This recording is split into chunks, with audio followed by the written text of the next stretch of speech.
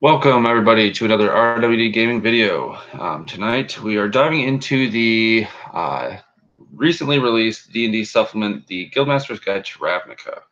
I'm going to go ahead and put the disclaimer first. I am by no means an expert in this field of knowledge, so if we go off the rails, get the fuck over it. This should be a long-standing campaign. We're gonna fill it up as we go, and I'm really excited to get to play with some people again and some people for the first time. So I'm gonna toss it over to an RWD regular returnee, Connor. Hey everyone, if you've seen Baron's other videos, you know that my name is Connor. I run the channel Versatile Diecaster. You're going to be wanting to check that out in this month because I'll be releasing some content on Draconica later. And today, and for the foreseeable future, I'm going to be playing Bruges, a Loxodon druid of the Golgari Swarm. And you'll find out more about him as the game goes on. Yes, and we are using the race, well, Bruges is anyway. Bruges is a Loxodon, so that means he is a humanoid elephant, for those who are unaware. We're going to go to his left on my screen, Steve. Evening, everybody. I'm Steve. I'm pumped to be back playing again. I'm going to be playing Nico Vey. He's a human arrester for the Azorius Senate. And yeah, looking forward to playing this. Played a lot of Magic in my day and looking forward to seeing what they did with the D&D template. Excellent. For those of you who watched, Steve was in the Iridesian Griffin Hunt about a month back, and I think actually Connor was in that game too. I have a lot of returnees today. Go check that video out if kicking some monster ass is what you're into. And on to the new faces to RWD. We're going to go ahead and start with Zack. Hi everyone, my name is Zack Narragon. I run the channel Geeks on Dice. I'll actually be running a video there tomorrow, which will, funny enough, also be taking place in Ravnica because the party doesn't know how to stay alive, which Connor plays in. But today I'll be playing Grim Amberlake, a human who is guildless. He's just a poor person off the street. That's all I got. And I don't have it yet. I had already created the video when I asked these fine folks for their YouTube channels, but by the end of today, those will be in the description below. And certainly not, never mind, Cameron. Hey, my name's Cam. I'll be playing the Orzhov representative Artun Devos, who is a half-elf warlock hexblade. So, see how that goes. And I am certainly happy that you're here to find out. So, Ravnica. This plane of existence, this realm of reality, exists only as a city, large, spanning the entire plane. The sky is illuminated by both neon and gaslight, magical and otherwise. Ravnica is a city in which magic and technology have aided each other and benefited each other to the benefit of all kinds. Ravnica, where it takes place now, is ruled, or at least somewhat, by 10 individual guilds. These guilds hold a balance, occupying societal functions specific to what they specialize in. And with this, there comes harmony. Up until about 76 years ago, when the Guildpact that magically bound these laws into permanence was broken through the events that took place in the city. Since then, a maze had been discovered, and at the end of this maze was the solution to form a new Guildpact, which was formed in the Planeswalker Jace Balerion, I believe his name is, or Balerion. Being a Planeswalker, Jace has bigger fish to fry more often than not, and thus leaves Ravnica basically to its own devices. And with their magical set of laws taking off whenever the hell he feels like it, it leaves some leeway for these guilds to start fucking with each other. And that's kind of where our story begins. The four of you all come from different backgrounds, different walks of life, but you all have found each other in the same location for seemingly the same purpose. Around you, the pavement stretches along the street, and above you, the Is It Guild's electric lights illuminate a circle of light around you. It's nighttime. The rain drizzles soundlessly, as it often does in this part of the city. The din of society kind of drowns out most of the nature. You are in the 10th district, which happens to be the kind of hub of most life, or not most life. This is the hub of most important things, as most of the guild halls and the hall of the Guildpact are all here. You are outside of a prison. The kind of chain link fence that surrounds the facility butts up to the sidewalk where you all stand. And you've all been gathered here for the purpose of meeting an individual, roughly 8:30 p.m. in this location on the corner by this prison. So obviously, the four of you coming from different backgrounds, I would like you each to explain to me why were you either forced or choosing to come here to meet this guy. There isn't necessarily promise of any kind of guild gain here. Some of you might look at it as grunt work, others a chance to prove yourself. So I would like, we're going to go ahead and do the same. Actually, we're going to do it reverse. Cameron, tell me, as a member of the Orzhov Syndicate, how did you end up on this corner? We ended up here as sort of just an order from a higher up, and given that we want to climb the ladder, we are doing as we're told. It's again a place to prove ourselves. So can you give me like a brief description of who told you, Artoon, to come here? Who gave you this objective?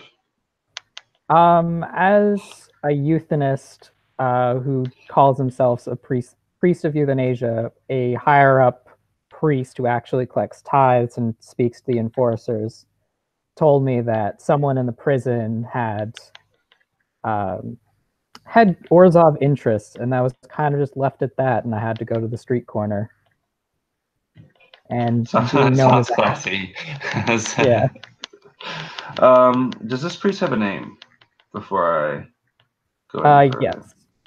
The priest's name is Tervo. Tervo.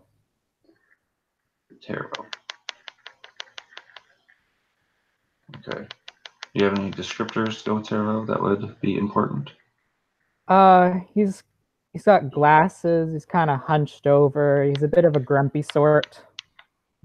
Kind of reminds me of a mean school teacher that I once had. Gotcha. Perfect. So this Tarvos comes to you, and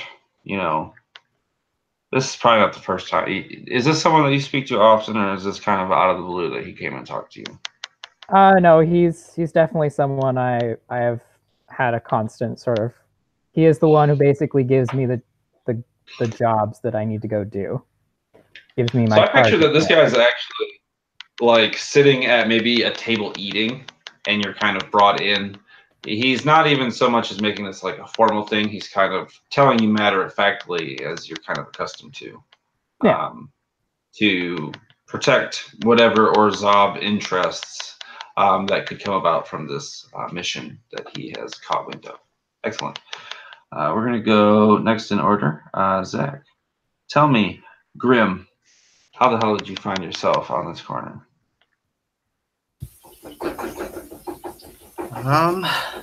In all honesty, I hate to be like, I have no clue. I mean, you could be wrong place at the wrong time. That'd be my best guess. Is being the person he is, he's in constant pursuit of money, and he might believe there's some somewhere nearby, whether on the ground or in someone's pocket. So, I guess my question is, where did you come from then? Where were you before you came to this spot? Were you down the street? Were you across town? Yeah, probably just wandering up and down the street as I do. Looking for a mark. Yeah, basically. And more than try to like steal money, he just tries to convince people in a not so beggarly way to give him money. So are you around this area a lot? Is this something you do here often? Anywhere it seems like people might have some extra change. Just look at the draw. Okay, excellent. Nico. And those Azorius are real uptight and like their fingers and everything. That they do. A few nights ago, I had dinner with Daniel, my mentor, the one who brought me into the Azorius Senate and showed me how to be an arrester. He's not an arrester anymore. He's upgraded to more of a desk job. He's a warden at the prison that I'm presently standing in front of. And he told me that it would be in the Senate's best interest to have boots on the ground during this operation. Okay, so you actually probably may slightly be aware of what this is potentially about, but we will get to that in a moment. This dinner with your mentor, where did it take place? It's always at the same place. Daniel's nothing if not almost predictable in his daily routine. It's at an inn down the street, not far from the prison, called the Black Stag Inn. And it serves one of Daniel's favorite brews. So dinner's always there once a fortnight. He likes to keep tabs on me. He pictures me sort of his vis-a-vis a progeny. Once a fortnight, so this is routine. Excellent. Yeah, he never usually asks for any favors, though, or never usually gives me any missions to go on or anything. Usually it's just a chance for us to have dinner and some beers and shoot the shit. So this is a little out of place, and anyone who knew Nico would be able to see that even though he's standing comfortably, there's a bit of an edge to his nerves. Was there anything odd about this last dinner other than him asking a favor of you? Did anything seem out of the ordinary? At the time of the dinner, no, but looking back on it, Nico would say that he would probably, in a more relaxed setting, he probably would have caught on that there was an edge to his mentor's nerves as well.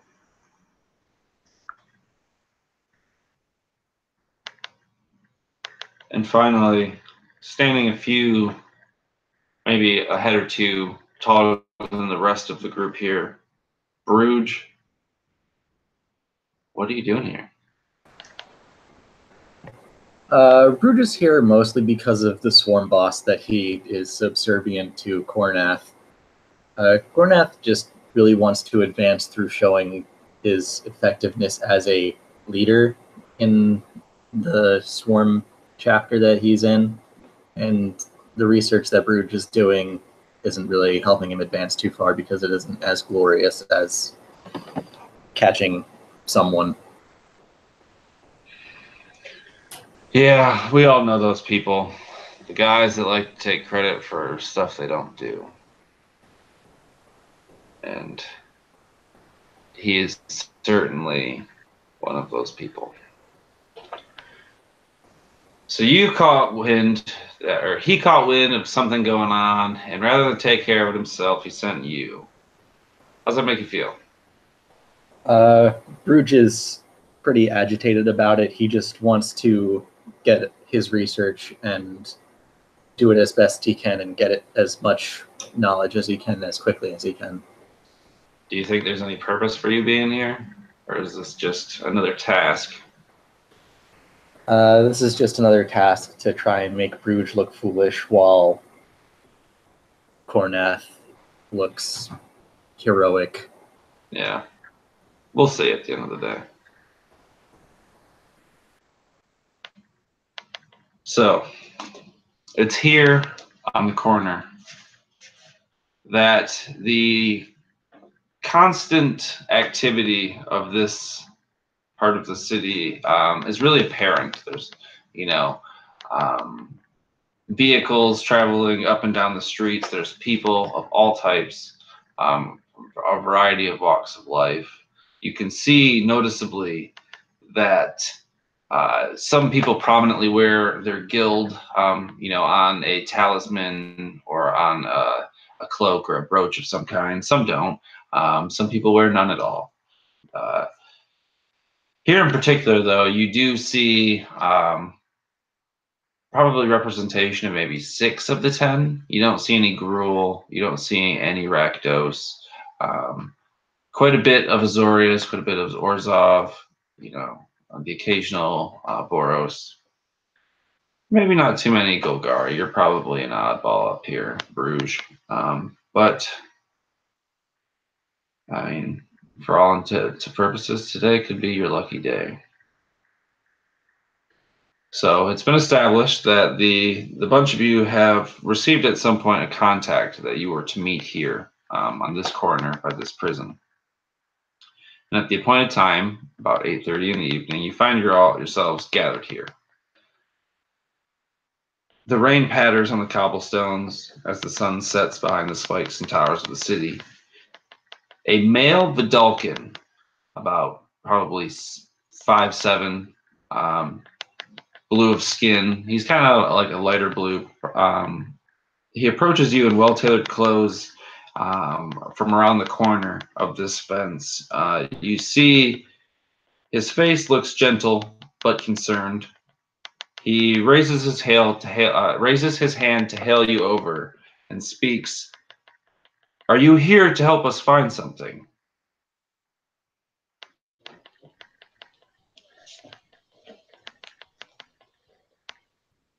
The question's to me. To anyone, to all of you. I guess I'll put out my cigarette and then go over to him. Ah, excellent. Your companions, are any of them here to help? Bruges would nod and his trunk would go up and do sort of a casual salute as he walks over to him. Ooh, a Loxodon. Interesting. Golgari. You don't see that very often for a Loxodon. No, you do not.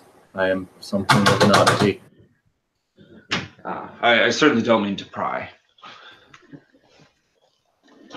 And of course, an Azorius representative. I imagine you are here. Nico drops the hood of his cloak and gives a casual nod at him. Steve, give me a D100.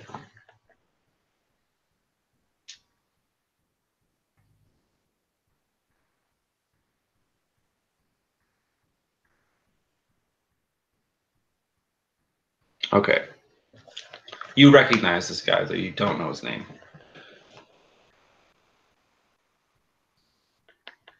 He looks finally to you, Grim. And you? Yeah, I'm supposed to be here. I was told to be here. The name's Grim. Excellent. Stick out a hand and shake his hand. And he would oblige you.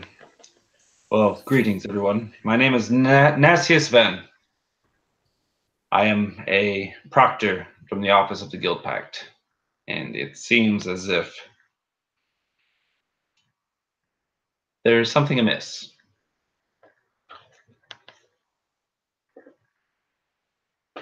We have lost a prisoner as of 12 hours ago.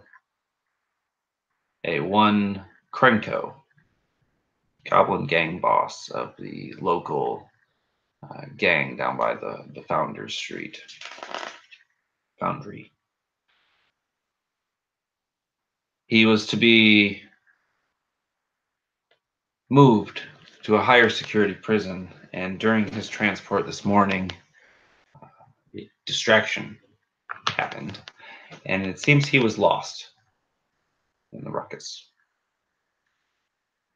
We have inquired about representation from a variety of guilds in the pretense that we have reason to believe a guild is involved, and it would only be fair to incorporate everyone in the investigation.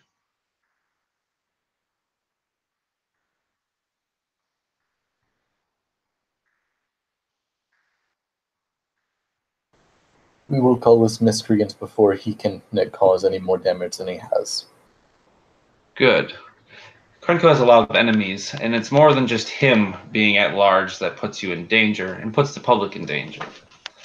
He has committed certain atrocities against various denizens of the area who would highly appreciate him dead. We, on the other hand, would obviously prefer him alive. Nico, as you can imagine. He's got to stand trial for the escape as well as his original charges. He's still got to serve his sentence out, so you want him brought back in one piece if possible, but if not, you want the threat eliminated from the general public. The task as you have it now is to bring him back, if at all possible.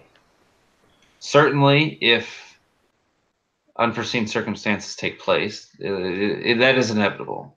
But as it is, and as you're being charged, we would like him alive. We have questions we would like answered, and he unfortunately is the only one that has the answers to those riddles. Well, then we better dig in. We're on a manhunt, and he's got a 12-hour head start. Artoon, so he just needs to be cognitive and able to speak, right? Preferably breathing. Oh yes, breathing. But he can be in just a slightly smaller amount than he currently is. Yes.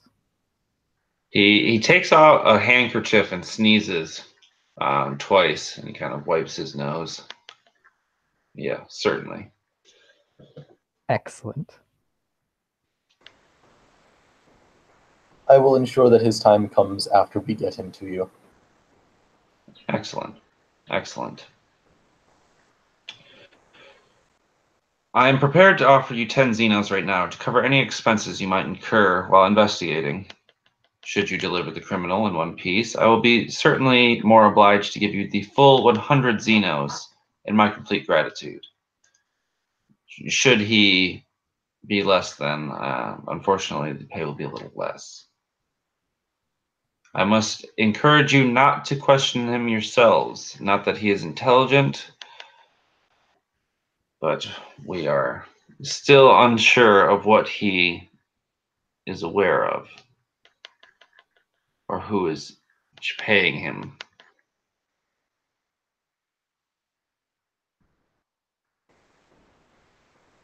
You will find him. Yeah, we got this, man. We got this. I'll give him a cursory nod and say, Tavros will be most obliged, I imagine. But of course. And he kneels down and puts in a combination and clicks open 2 locks on a briefcase. And inside there are 4 manila folders. Each one labeled in like, Arial font, but magically imprinted, because I don't think they have. They might have a printing press. Who are we to judge? Krenko. He hands you each a dossier with some brief information on your target. These will certainly come in handy should you choose to work together or separately in your investigation. If you apprehend the subject, we would like you to bring him on the outside of the Selesnya conclave. Man, I'm stumbling all over my words tonight. It is there I will, me and a group of my associates will apprehend him and bring him in for questioning and return to custody. Is there any questions you have for me?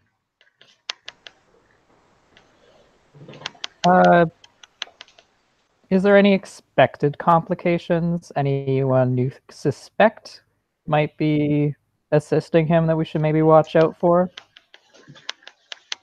It's at this time that he reaches back into his blazer here, pulls out a pack of cigarettes. He lights it, returns the pack of cigarettes to his pocket, looks about him. The sun has pretty much kind of passed down below the skyline. Well, at 8 o'clock this morning, when Krenko escaped, it was because a traveling parade of a Rakdos cult intervened in between the guards and the prisoner.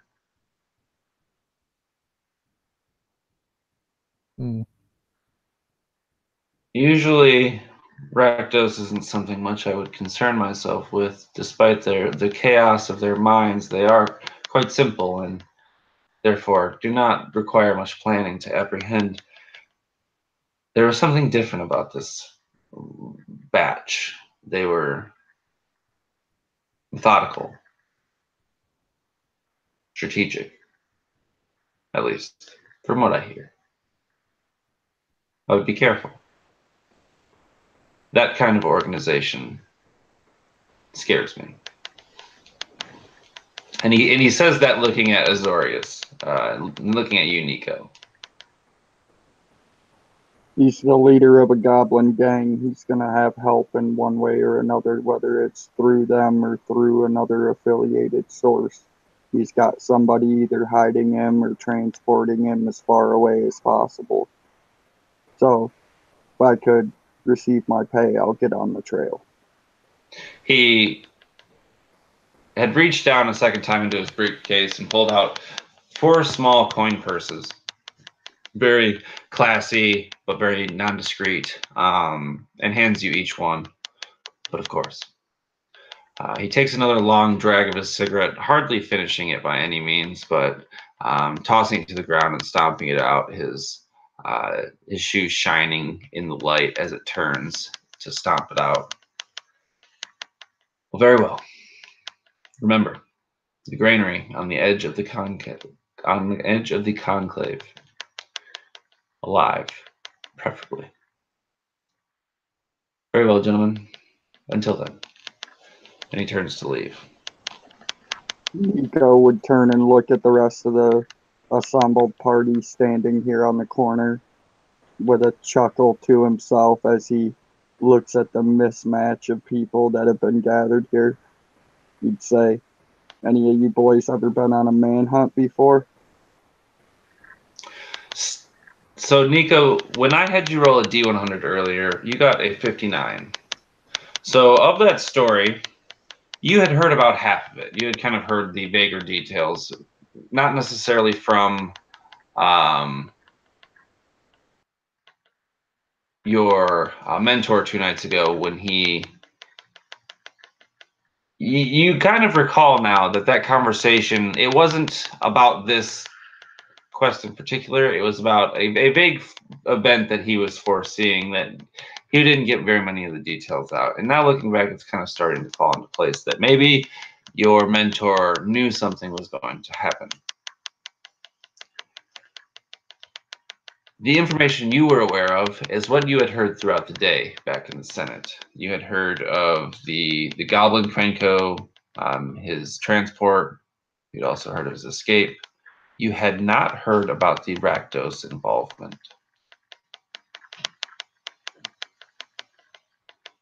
So I leave it That to you unnerves four. me a little bit as well, because from what the Senate's original thoughts were as we heard about Krenko's escape this morning, all eyes and all thoughts led to his gang. So to hear that there's another moving part involved in the puzzle is definitely a curiosity to me.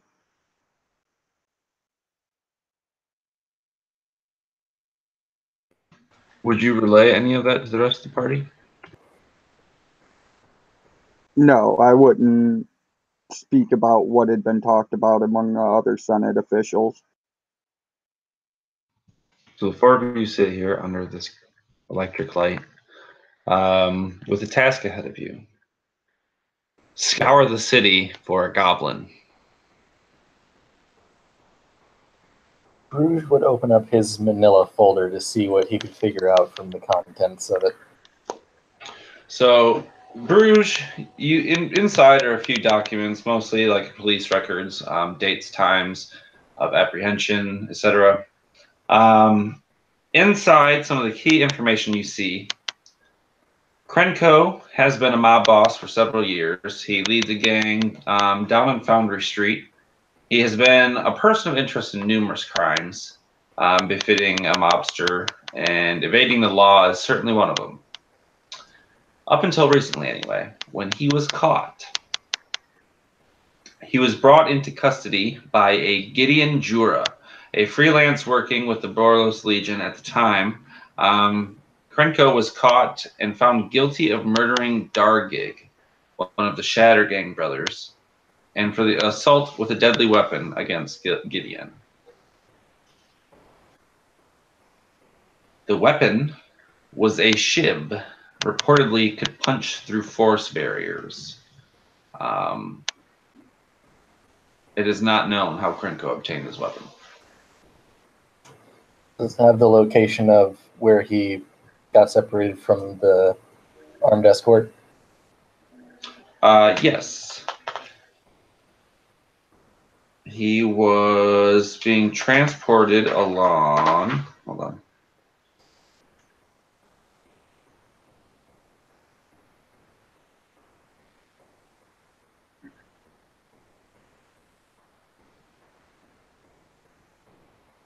He was the Transguild Promenade. He was being transported out of the city. So one of the main streets that kind of overlook parts of the city. Probably about 10 blocks from here. From what I can tell from these documents, there are two places that we could go to try and track him down. The first would be to his original apprehender, and the second would be to where he got away. There is also the last tidbit of information of his notable associations. There is a question mark name, or question mark next to the figure Mr. Taz. Other than that, there's no information provided. There is a once Is It member, weapons inventor named Falish, a human female, seen around Tin Street. Both of these, Nico, you are well aware are under persons of interest for the Azorius Senate. Yeah, we've been watching the weapons inventor for a while now. We're wondering where all of her excess R&D equipment's going.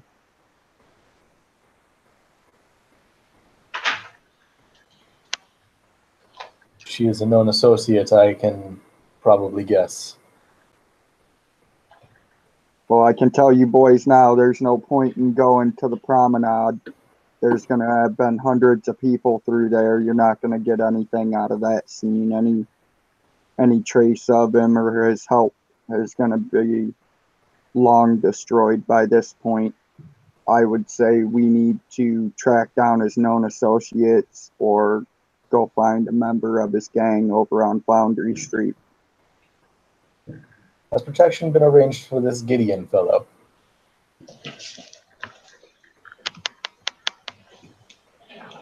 Well, if he's a freelancer who brought him in to begin with, I'd say he's probably pretty well versed in being able to handle himself, but he's probably worth talking to. Those were my thoughts.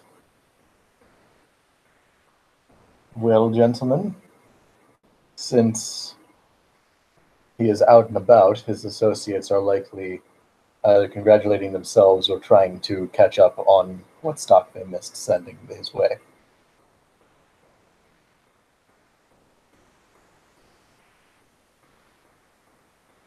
Well, you know what they say, whenever you're tracking prey, you start at the beginning. So I say we go to Foundry Street and grab up one of these lobies, beat the information out of him if necessary.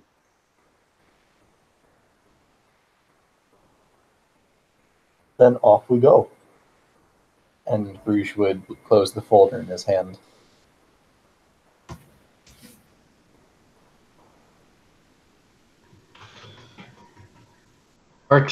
Artie, Grim, how do you feel about this?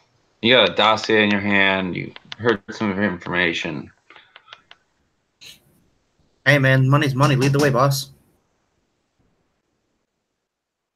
This sounds like some good wet work, so we're happy. We're well accustomed with beating people up, so beating them for information, that's even better. So the four of you turn to head toward Foundry Street. So Foundry Street is by no means the upper echelon of the 10th district. This is where a lot of the manufacturing, a lot of the factory workers, the factory warehousing, stuff of the sort kind of takes place. A lot of large industrial buildings. Goblins are very common in this part of town. Most of them are guildless. They usually join gangs. Krenko's gang is one of the more notorious here.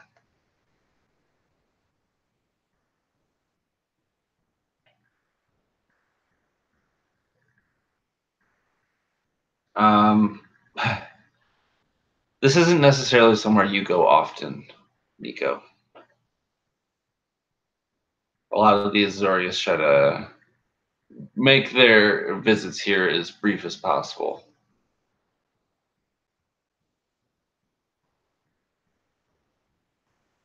It's never fun venturing down here. When we do, we usually do a number and we make it a quick extraction of whatever individual we're seeking. Absolutely. Grim, is it safe to assume that you're down here a bit? Oh, quite a bit. In fact, I was going to say, being one of the poor people in one of the poorer districts, would I be able to pick out one of the, at least one of the lower ranked gang members just kind of wandering about here? Or I think whereas recently we've been getting a lot of like government information about Krenko, you probably have some more realistic views on this guy. He is a gangster, he's a goblin, but he also is in the similarity to like how Al Capone had soup kitchens and the like. Krenko definitely like prevents goblins from getting like ruthlessly mistreated or like starve. He brings in kids. They often join his gang, but they're not like starving, etc. He protects women, goblins, I guess. He's not a completely bad guy. Knowing that, I would definitely go a more friendly approach about it. I have a spell in mind, but I just need to know if I can actually recognize one of them in particular. I would say so. So I'm gonna. Would it be like one by himself or like a pack alone? Roll perception. Okay.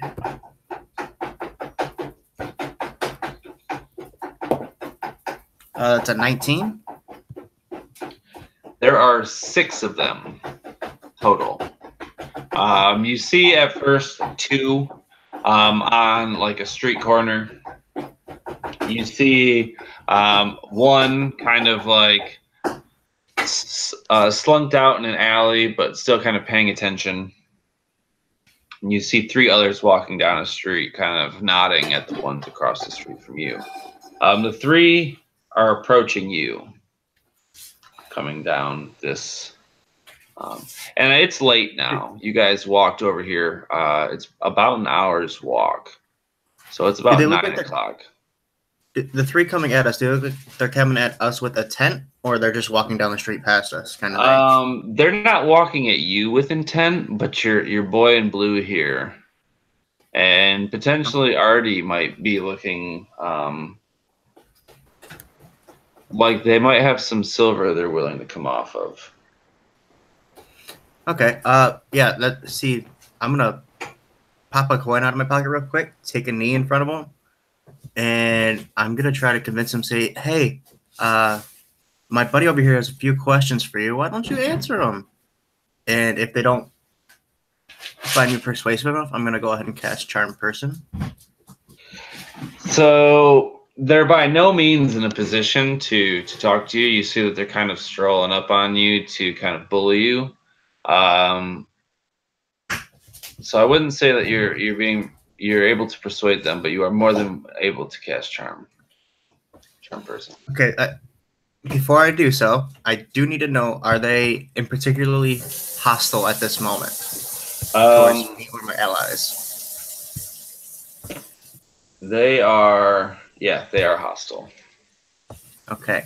I'm going to use one of my lucky points to what would normally put him at disadvantage. But because he's hostile, it would just be a normal wisdom saving throw against my spell save DC, which is 13. Okay.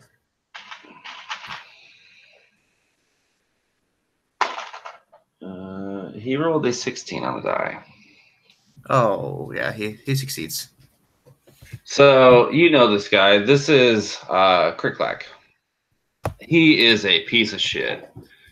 He is definitely not one of the more reputable goblin thugs in Krenko's gang. You probably hate this guy. He's just an asshole. And he kind of walks up, you know, get the fuck up. What are you doing with this blue?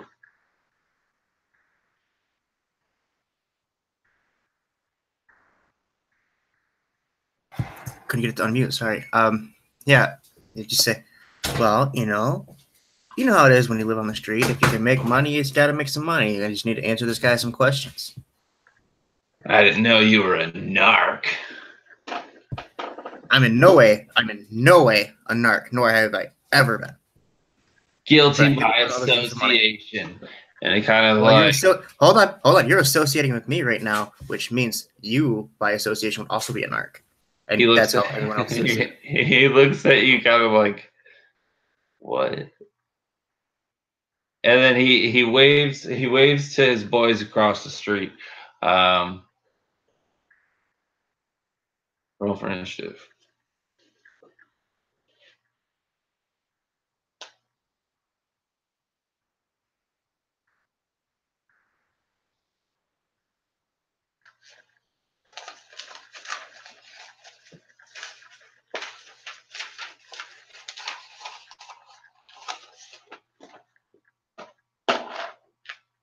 Man, these goblins, fucking something else. You guys are better though. Most of us are. Yeah, most of us. Oh, good. A manhunt off with a start. Goblin hunt. Off to the start with an actual goblin hunt. Yeah, anybody that would have been paying attention would have noticed that as soon as we entered this district, Nico started openly carrying his blades instead of keeping his cloak wrapped about him.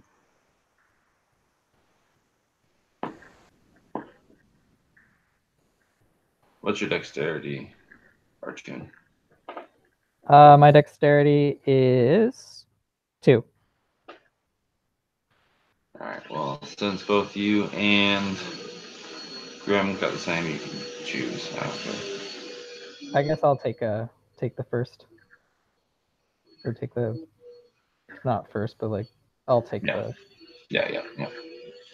So, basically, you know, this guy, 3 goblins are like right in your in. I'm going to take some liberty here and say that Grim, you're kind of in front, being as you tried to kind of talk to them. Directly behind you is probably Artoon and Nico standing side by side, followed up by Bruges. Does that make sense? Is that reasonable? Yeah. Agreeable. So directly in front of Grim on the street is a single goblin with 2 goblins behind him. Across the street, about probably close to 45 feet, is 3 more goblins that look about the same height and parameters of the goblins that stand before you. They are unable to get to you right now, but they are definitely approaching. So the top of the order is you, Artoon. What are you doing? So Grim's in front of me, and then it's there are 3 boys. Correct. So I'm going to step aside Grim and look over to the 2 goblins and be like, "Friends, countrymen, let's not do with all this violence. Let's live a peaceful life." And I'll go and like put my hand to my chest and be like, "Let us look inside our hearts," and then just pull out a hatchet and slam it into the goblin that's near me.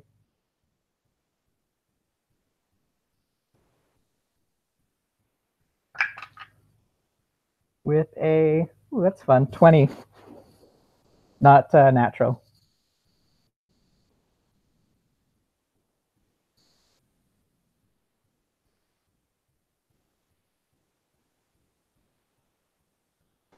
Baron, if you are saying things, you're muted.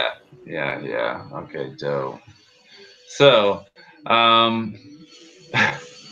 what I want is that 20 can be either a sleight of hand or perception or performance check, whichever. Kind of you presenting and distracting them. Give me an attack roll with advantage. Like I said that all before. I was like, why isn't he responding? So we got a 12 on the dice for attack. With advantage? Yeah, the other one was a natural 1. Okay. So what's the modifier? Oh, the modifier was a +5 to the 7 that I rolled on the dice. This goblin that you catch in the shoulder is caught off guard, but you make contact. Give me damage. Sure. That is a 7. So this hatchet catches this goblin like right in like a clavicle, as you kind of lean over Grim's shoulder and bury your weapon into his body. He cries out and is like grabbing for his sword on his belt to retaliate. Grim, you are next. I'm gonna look at it. He just hit the one directly in front of me, yeah? Over my shoulder? It's magnetic. So I'm gonna say, "Click clack, my friend. You look so cold." As I cast Frostbite on him. And he needs to make a Constitution saving throw. I'm gonna use another lucky point and put him at disadvantage.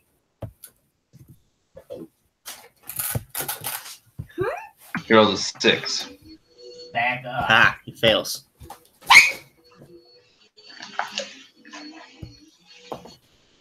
For 2 points of frost damage. So, okay, go ahead. Oh, is he still alive? Yeah. It is. Okay, so he's at disadvantage with this next weapon attack roll. So you see, like, where you touch him starts to, like, turn very, very, like, dark in color. He's green, and it's, like, a dark green as you're, like, freezing the contents of his arm. And he's, like, trying to grab his sword to attack, but he's, like, shaking so bad from being so cold. Nico.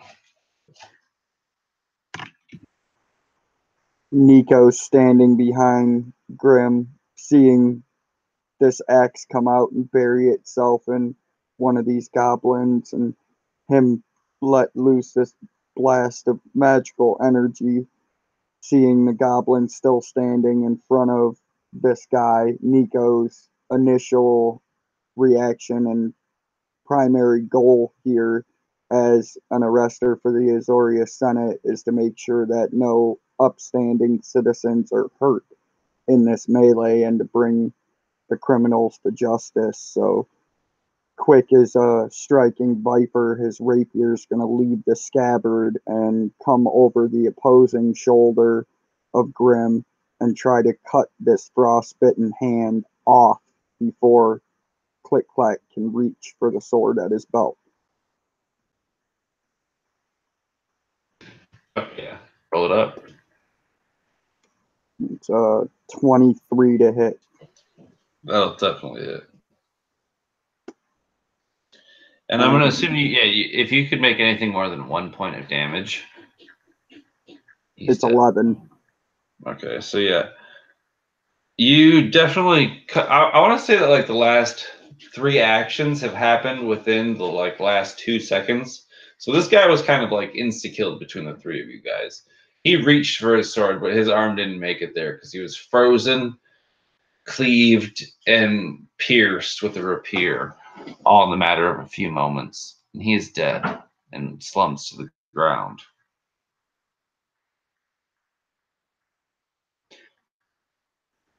And I'll look at the other goblins that are standing there and the ones that are approaching from across the street and say, "You boys just attempted to assault an officer of the law."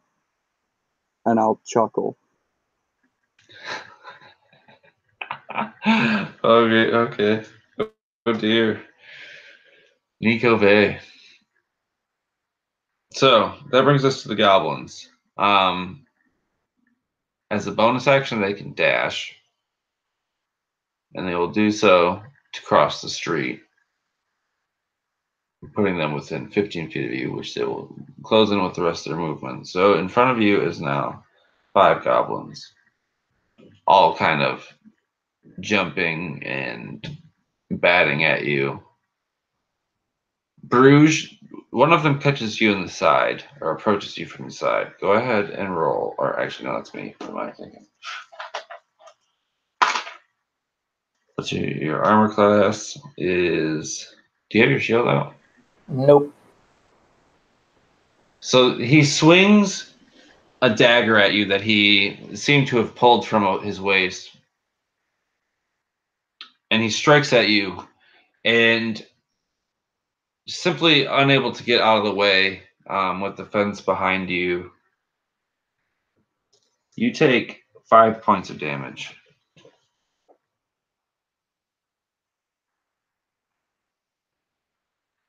Next to who is closer to the road between Artoon or Nico?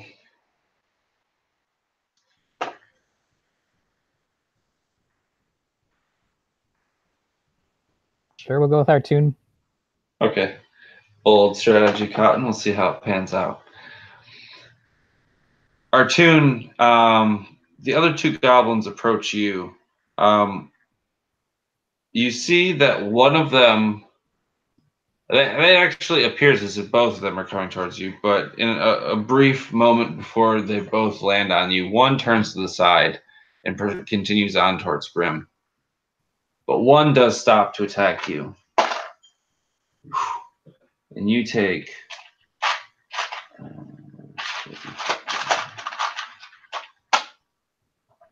3 points of damage as his knife comes out in the blink of an eye and slashes at your abdomen. I'm just gonna look him in the eyes and just say, "You're next." Okay.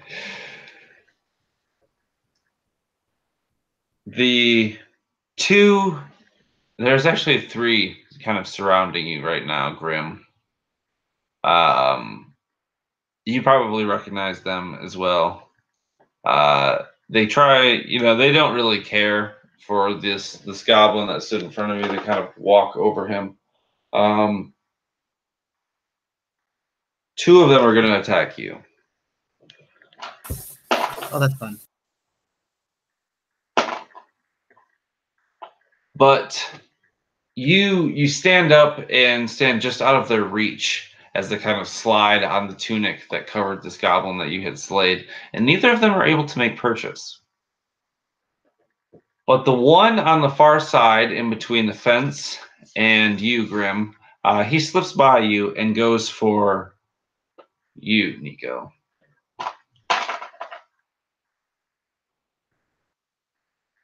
And his knife is quick and flashes gleam under the light above as he strikes at you and makes purchase for 5 points of damage.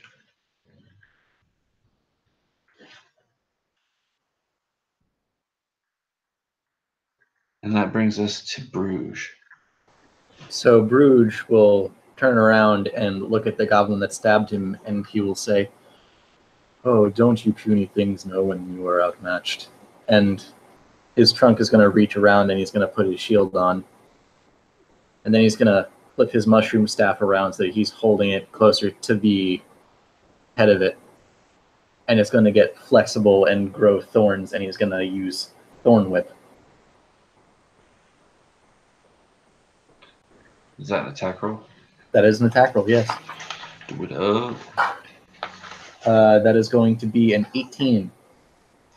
Yeah, for sure. And that's going to be 1 piercing damage. Rough. Would it be possible to slam the goblin into me since I can move him 10 feet closer? Yeah, if you want. Sure, why not? You tell me, why not? I can't think of a reason.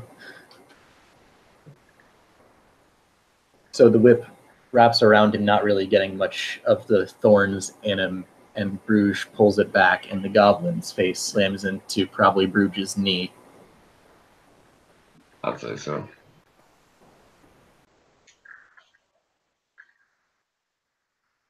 Is there anything else you'd like to do?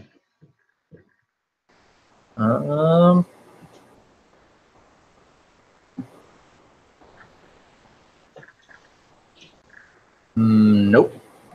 Then we're back at the top of the order with Artoon. There's still cars going down the street, and you see at this time that actually, like, I don't actually know if they're cars or if they're like mixtures, but they're like super electric. I almost picture like ray punk, like glass tubes and shit. This thing like zooms down, and one of these goblins is like hit by this fucking car's mirror. And he takes 7 points of damage as he's just kind of clipped by a car because he's standing too far in the road. See the one who hit me? I was gonna say this is yeah, it could be the one that hit you. Karma.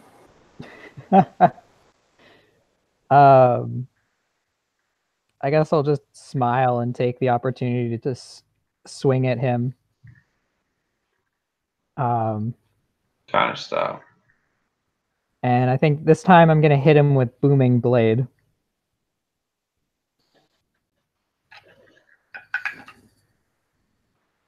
Oh, no, we don't make it. 9. So unfortunately, as he's hit by this car, he kind of like ducks low under your swing, and he avoids your attack.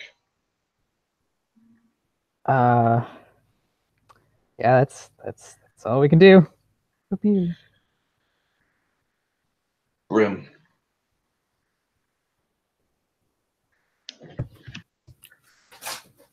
So I'm gonna look at these two goblins in front of me and just be like, Billy, Bobby, you know better than this.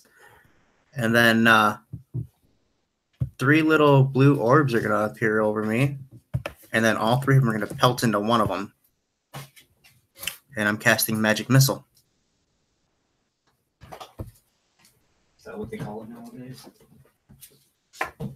That's 2, 7, 10 points of force damage into one of them.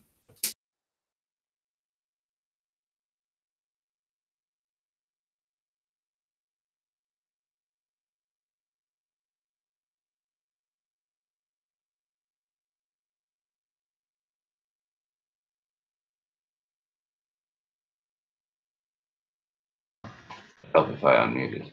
So, for the record, we have the goblins Billy and Bobby. And all 3 of these bolts landed into Billy.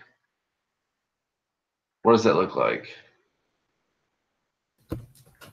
Yeah, like I said, it just 3 glowing blue orbs appear above him, and then they just strike down like lightning on him. And a small like plume of smoke and the smell of singed hair and flesh, erupt from his body as he kind of mildly explodes in the chest cavity and falls over. He's dead. I'm just gonna look at Bobby and say, "Is it really worth this, or do you guys want to talk now?" So, as friendly of as can now, as of now, you got the one that's on the sidewalk next to you, Bruges. There's the one kind of still standing in the road that was just hit by the car. There's the one next to Nico, and the 2 or 1 now in front of Grim. And that brings us to Nico. 1.5. Yeah, he's on the ground. Nico looks down at the slash in his leather jerkin and looks down at the goblin and says, "You didn't see what happened to your friend who attacked an officer of the law? Yield now, and I promise leniency."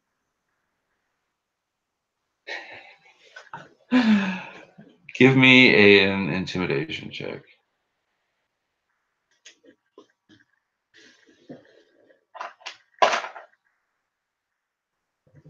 That's a 12.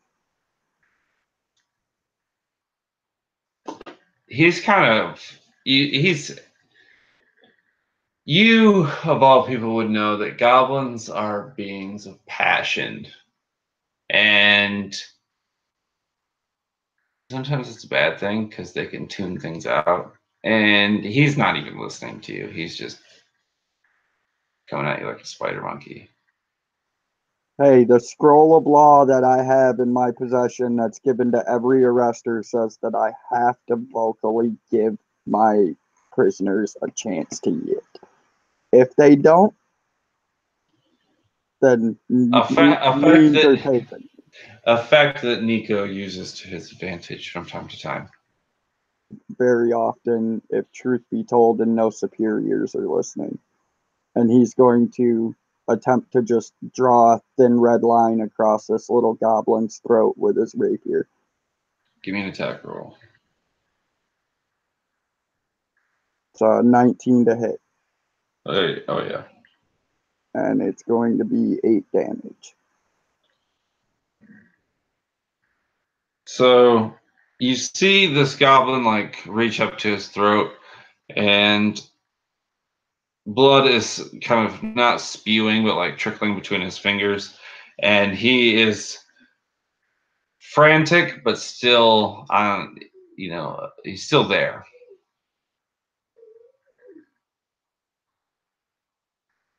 That brings us to the goblins. So the goblin that got hit by the car, he's stunned. And the one that was slammed into your knee, Bruges, I'm gonna say he has disadvantage on this attack just because you kind of knocked the wind out of him. But he's going to attack you. God damn. And he's going to hit. What did he get? 18 on the die. Darn. Yeah, he got a 19 and an 18. It's like, damn. So, he's going to hit you. Okay. For 3 damage. Okay. That's fine. It's okay. Bruges is a big boy. Okay, that's fine. You stun. Bobby is being an asshole, and then the one that, I think actually the one that's grabbing his throat and Bobby are both kind of like, I'm about to bail. But Bobby and we're gonna say this one Billy? is named. No, Billy's dead. Oh, okay. Billy's all over the place. Yeah, Billy's on the ground. Bobby's here. We also have Blake, the goblin, who has just decided to turn and run from, I guess not turn and run, he's turning around. And they have you flanked, Grim. And Billy and Blake recognize this. And I don't think it's so much that Blake attacks you as it is Bobby, simply because Blake is holding his throat. So that he has advantage on his attack, but I'm not gonna have Blake attack. Benny, shut up. Damn. So he got an 11 total. Oh, your AC is 11. My AC is 11. I thought. It's So okay. AC. Oh no. Bobby gets a strike off on you, and you take 5 points of damage. Or no, wait, hold on. Yeah, 5 points of damage. Getting chopped with his And then the one standing next to you, Bruce, had already acted. So it is now Bruce's turn. Sorry. Because this small thing doesn't seem to know how this is going to work out for him, Bruges is going to use his trunk to try and pick him up. How much does the goblin weigh? He weighs about like probably 30. About 30 pounds? Cool. Yeah. So, you want to do grapple checks, or how you want to do this? Yeah, we're gonna do grapple checks. I'm actually gonna do it in acrobatics. 13 or better. Okay, I got an 11. The goblin has been picked up. He's kind of like squirming as you got like the front of his like tunic and like overcoat, cloak or whatever. Bruges is going to lift him up as high as he can with his trunk, and then drop him. Just throw him. Not throwing, just dropping. Throw him into the street. Okay. I'm gonna make a dexterity save. What is your spell modifier? My spell modifier is Wisdom, which makes my spell save 13. Or yeah, spell save rather. All right, I'm gonna say a dex save of 13. Damn, 5 total. Yeah, no. So you like drop this goblin on his back. He takes your strength modifier. My strength modifier? Yeah. -1. -1? All right, Yep. well, I'm not going to do negative strength. He takes 1 point of damage as you knock the wind out of him. All about them ones. Hey. Slow and steady wins the race. And then Bruges is going to step on his knife hand. Okay. Top of the round. Artie. So we still got the goblin in front of us who's a bit dazed from getting sideswiped by a car. Yes. And he looks probably like he has like a dislocated shoulder or something right now. A shame that we're going to capitalize on and take another swing with our hatchet right into his skull. And if he's stunned, we get advantage. Yeah. Give me attack with advantage. That's a 21. Oh yeah, I'll do it. And we're going to do with like a nice little booming blade with it. So they'll take a D8 if they D8 thunder damage if they willingly move, and then they take 5 points of damage. I'll do it. What does it look like? I think what I'm gonna do is just like slam the hatchet into his skull, pull it out, and then just kick him into the path of another car. And his body's not. It's like almost as bad as it sounds, like hitting a pet or a dog or cat of some kind, because he just kind of like gets run over and is mangled halfway up the street. And Artie's just gonna think to himself, "Neat. I've never seen someone get hit like that before." And he's just gonna look at the next goblin nearest to him with his dripping hatchet. Who would be Blake? Or actually, I guess you're equidistant between Blake and Ben. Yeah, then I guess that'll just be the end of our turn. That brings us to Grim. So, as I just said in the chat, my headphones keep going out on me. Is Bobby still alive in front of me? Yes. Not my first choice, but it'll work. I'm gonna look at him. Actually, I'm gonna roll first for this attack, and then I'm gonna say what I'm gonna say. Okay.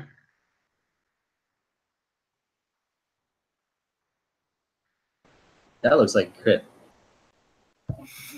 That in fact was a crit. I love it when it works for narrative. Natural 20. So, what I'm gonna do is he's still standing right next to me, so I'm gonna just gently put my hands on his face and say, "Bobby, Bobby, Bobby, you shouldn't have did that." Hold on, baby. And then I'm gonna roll damage, but I can't remember what it is as I cast Shocking Grasp. That's a D8.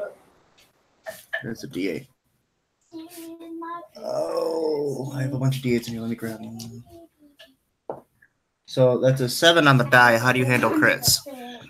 Crit is like total, so it would have been an 8, and then a whole nother roll, so another 7. So you got 15 plus mod. Well, Spellcasting, you don't get the modifier. Okay. So Otherwise, I would have done more than one Night Thorn Whip too. Yeah, so it's 15. what does it look like? As I kill him? Yeah. So, like I said, I just gently put my hands on his face, say, "Bobby, Bobby, Bobby. Come over here. I thought we were friends." And as the electricity leaves my hand and You can stand. just kind of burns him until his eyes explode. And then I just let go and watch him fall. And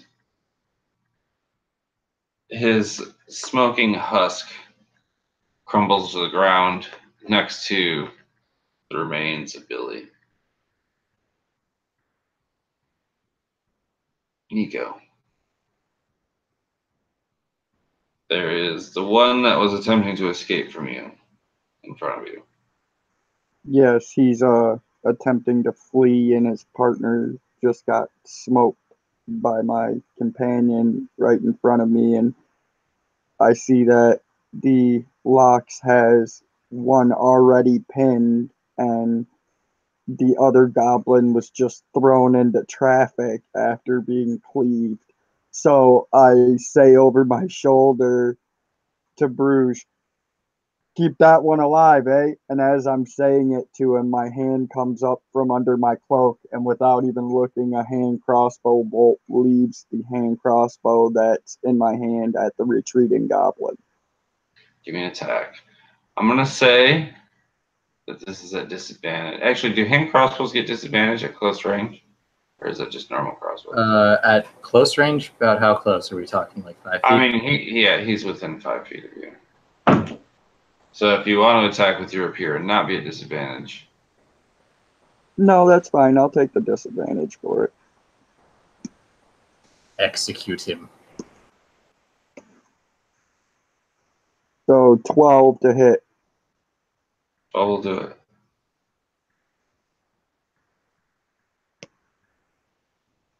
For 7 damage. What does it look like?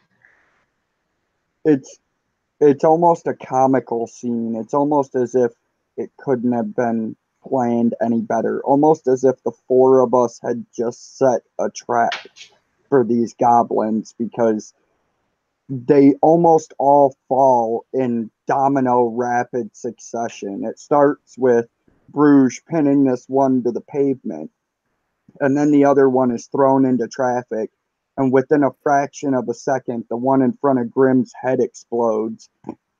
And then you see the one in front of Nico jerk spastically and turn his head, and you just see the very fletched end of a crossbow bolt protruding from its left eye, and it slumps to the pavement. Excellent. And that brings us to the goblin's turn, for which only one remains. Benny, who is currently pinned beneath Bruges' foot.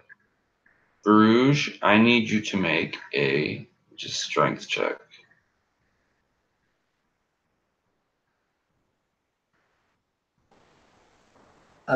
Anything special about it? No. Okay. So, that's a 1. Not natural, but just a 1. Okay. I mean, he's just trying to pull his arm out from under your foot.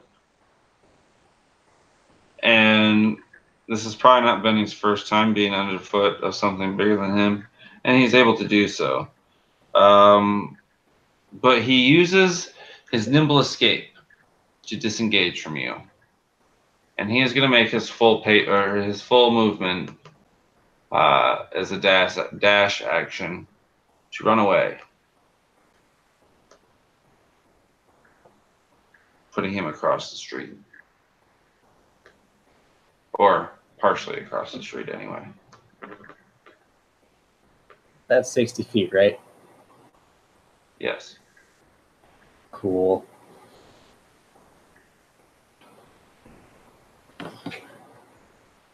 I'm putting this to the top of the round with Artie. Wouldn't it be my turn?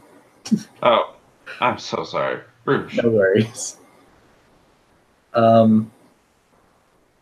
So with Benny moving that 60 feet, Bruges is gonna go 30 feet into traffic to try and get him again.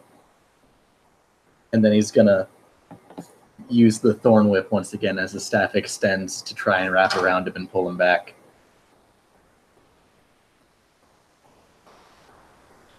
Sounds good.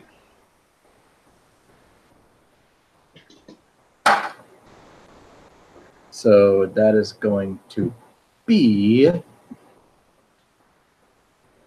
14 to hit. 14 will, in fact, do it. All right, and it's going to pull him 10 feet closer.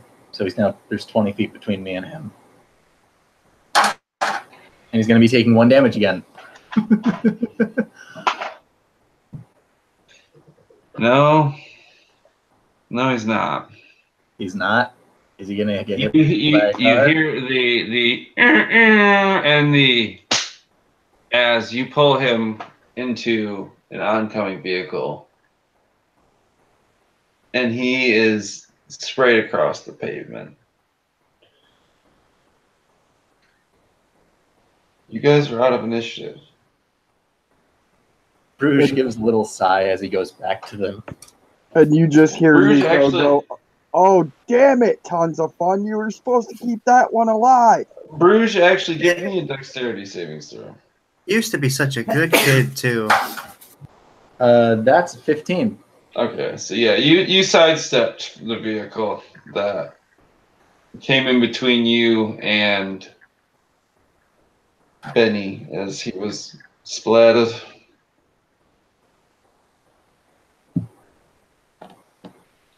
Like I said, you are out of initiative. Bruges walks back to the rest of them and he holds up one finger and he says, "Firstly, my name is Bruges and you shall address me as such. Second, I was trying to get him back. Third, that car is very bad at driving." I was gonna Actually, the car chuckle. drives just fine. It was the driver. I was gonna chuckle and take the hatchet and grab some piece of cloth from any of the dead goblins. Just be like, it's a shame. Just a damn shame they're all dead. What do you got time for that shit? Now we gotta go find another group of them. Nico pulls an oilcloth from his pocket and wipes the edge of his rapier clean before sliding it back into his scabbard and goes, "Rookies."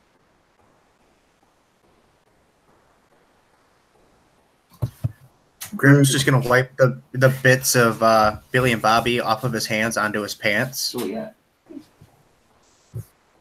Bruges flips his Leave. staff back around so that the top of it is the head of the mushroom, and he's gonna tap it twice, and 4 berries are gonna grow from the bottom of it as he casts a good berry.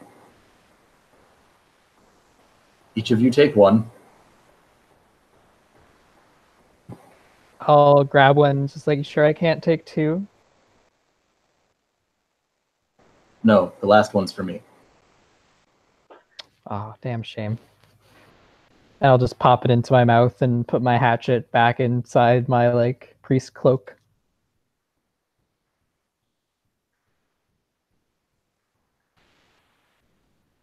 So the street is now empty.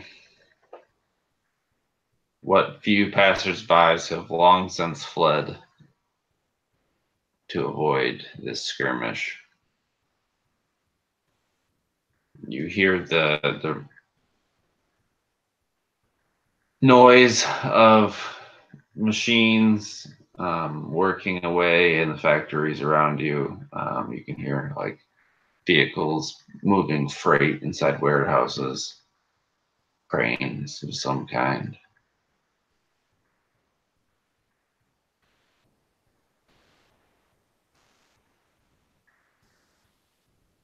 What's your plan? You've effectively killed 6 of Krenko's men. Nico looks at the rest of them and says, "Well, I know there's a tavern not far from here that the gangs like to frequent. Probably a good place to try to pick up the trail of a few of the others. But it's probably better if I don't go inside with you guys. So, Well, and either way, it's not gonna be long before word gets out that someone like you came into a place like this and murdered a bunch of people like them. I'm just saying." oh, trust me, the word's already spreading through the streets that I'm here."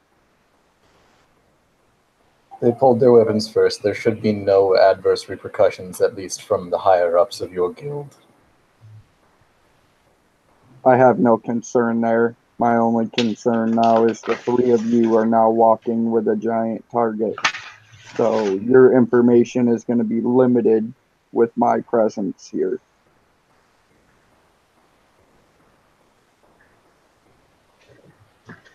Fair is fair and love and war. Well, here's the thing. I know this one female goblin named Becky. She might know something, but she probably won't. Yeah, you're here. Never mind. Becky. Oh my gosh. All the goblins have B names. It's canon now. At least for this part of town. Every single district has just different names for all the goblins. This is the A district, the C That's district. part of Krinko's gang.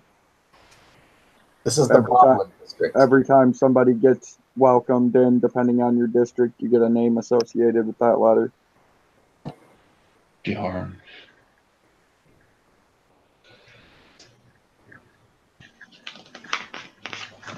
All right, let's go knock on doors and say hello to the friendly locals.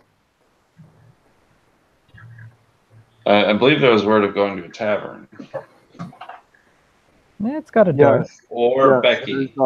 there's an industrial tavern not far from here. It's known as the Iron Tankard, and it's frequented a lot by the gangs and the industrial blue-collar workers of this district. Literally my favorite bar.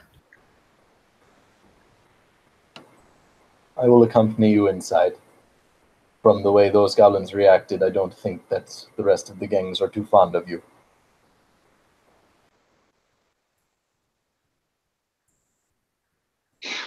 Yeah, they just walked up and tried to kill him. Okay, so this bar it's kind of in a hole in the wall. It's like crammed in between two warehouses. You can tell that like this big factory and this big factory, there's an alleyway here at some point. It's like this bar is maybe 6 feet across, like width-wise. There is no bathroom, but it's like very deep. There's a lot of chairs. People just go outside and piss in the street, but there's like a long alleyway that could like is at one end the bar, and there's probably 2 or 3 waitresses, and Becky is one of them. She's one of the more hot to trot goblins in the area. I'm just gonna walk in and shout, "Hey, it's Becky! You're actually working today." Get out of here, Grim. You know you're not supposed to be here. But I have money this time. Oh yeah, that's what you said the last time. No, look, seriously, I swear. Here, show him your money. You said that you had money. I said we have money. You said you. I distinctly remember saying we. Well, I'm sure they might, but I don't know about you, Grim. Yeah, they're paying for me, duh. I don't know. I don't like the sound of that. Look, I only blew up like 3 things last time. I think we'll be okay. I don't think that Damon would like that very much. What do you do at your least favorite bar? I don't go there. It's my least favorite bar. I have a good time here. She's like busting a table and taking it to the counter. You got about 10 seconds before Damon sees you. Finally gonna pull out my own coin purse and be like, fine, I'll pay for my drinks. So these guys want to be stingy. Some friends. Are you gonna pay for the drinks from last time or what? How much do I owe from last time? Give me a D20 roll. 7. You owe about 7 gold pieces from last time. Gold how much do I pieces. Gold pieces, not silver pieces. Hold on, Actually, you have the equivalent of 10 gold pieces right now. Okay. Sure, I guess I could pay off my tab if I want to, keep coming to my favorite spot. I have just been ranting and raving to these guys all day. Listen, we have another friend that we need some information for. And I'm going to give her 8 gold pieces and wait for my drink. I have a usual, clearly. It wouldn't cost a full gold piece for another drink, but she can make change for you. I'm paying ahead. I know better. Fair enough. A gold piece will get you quite a few drinks. Okay. Around for my friends then. How much did you drink that you spent 7 gold worth here? Listen, it's not how much I drink in one sitting, it's how often I come here, which is like every couple hours. I mean, That wasn't drinks, that was damage. only like 5 of it. So, Damon, actually, I'm going to say that there's actually a bit more to this bar than just 5 seats. There's probably like an opening that leads back to a kitchen. The kitchen itself is probably questionable, being as this is in an alley. Nonetheless, it makes a damn good burger of some kind. And the chef is a centaur known as Damon, who go ahead and give me Grim, give me a intelligence or charisma check. Okay, I believe my modifier is +2. I don't know if you can see that. I cannot. Nope. Oh, it's a natural 20. Okay, So fancy. so you have been here enough and drank here enough that you practically know his life story. At one point, he was a Gruul clan marauder. He would do runs in the city until he, like, eventually, metaphorically and actually took an arrow to the knee and kind of fucked his potential up there. To which he was kind of cast aside as one of the weaker members of society in the Gruul, where he then left, came to Foundry Street and found a manufacturing job where he worked until he managed to sign the right papers to set up a shop here in between these two factories, where he's been cooking here ever since. He's kind of a local face, if you will. He's cleaning a bar glass. Grim, you piece of shit, you got a lot of nerve showing up here. I And- paid. Look, Yeah, I no, just gave him the money. At this point, Becky, like, throws him the purse and he kind of shakes it. He doesn't even look. Puts it in his pocket. You're lucky I know you're good for it, you son of a bitch. What do you have? And Becky's like, I already took his order. And she's getting your drinks. Okay. I don't know what my friends are having, but you know me. There's actually Guys, probably... Yeah, go ahead. Guys, this is my best friend Damon. You have a very odd definition of best friend. Well, I have many friends, but I see him the most often, therefore he is the best friend. He kind of... What kind of shitty life did I have to live to be your best friend? Snaps at you with, like, the bar towel. All right, you two. So I believe, Nico, you are outside, correct? Yeah, Nico ducked into an alley the block before this alley while they were all making their way down to the alley the tavern is in. He's hooded and cloaked and keeping his presence unknown. Roll a stealth. You don't necessarily have to be hiding. I just want to know. That's a natural 20. So your cloak, being Azorius, it does have its, like, white trim and whatnot, but for the most part, it's fairly navy blue, and you are able to kind of duck back into a shadow. It is. Roll me a.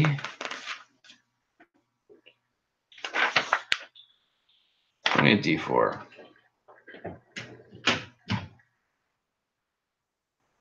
That's a 3. So as you kind of duck back, does your character smoke or anything like that? So you're kind of just being very observant, and it almost shocks you how you were you missed the wrinkly goblin hag-looking woman laying under a cardboard box and under some newspaper next to you. She looks up to you and she looks up to you and she kind of cackles. You don't often see a blue in these parts of town. You don't often see a goblin with silver in their pocket and a closed mouth either. Very well. I guess I could at least do something for your payment. And he pulls out a silver coin and slides it under the cardboard box and says, "Now, if you'd mind, I'd like you to keep it down." And very quietly, very discreetly, very well. Perhaps I can aid you in your search. Depending on your aid, you might earn yourself more than a silver. So, word travels fast between us goblins, and I am aware that you and your party were the ones that killed a few of Krenko's gang but a mere hour or so ago. We are not the only two that know of this, for I can almost guarantee you that Krenko is already aware. But Krenko has been absent for a little too long, and that has left some unease between his gang heads, or his enforcers, who all want power for themselves. Krenko, I'm sure, is busy ironing these kinks out. I cannot tell you where his base is, but I can tell you that there is word that goblins were messing with a sewer pipe on the west side of the plaza. They didn't look like maintenance workers, and I can assure you that Krenko's gang had something to do with it.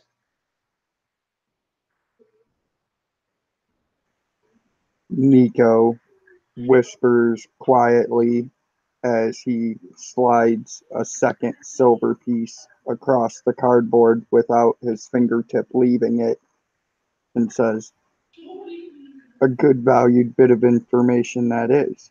An even better valued bit of information would be if you could tell me where to find one of Krinko's sergeants."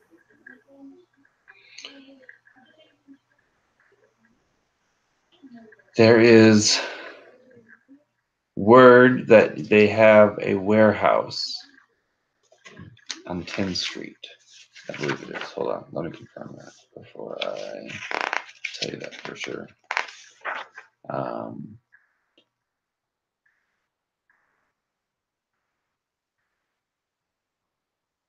There is word that they have occupied a few old warehouses along the like warehouse district main road. A lot of these warehouses are like uniform, so used for a variety of purposes.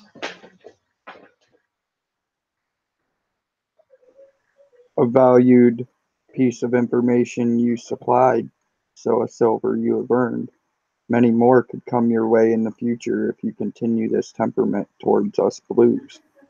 I could very easily spread word of what a kind and helpful goblin you are. And he spins the coin on its edge on the cardboard, and as she looks down for it, he leaps up to grab the lip of the roof to pull himself up onto the roof. So as you flick this final coin, give me a perception check.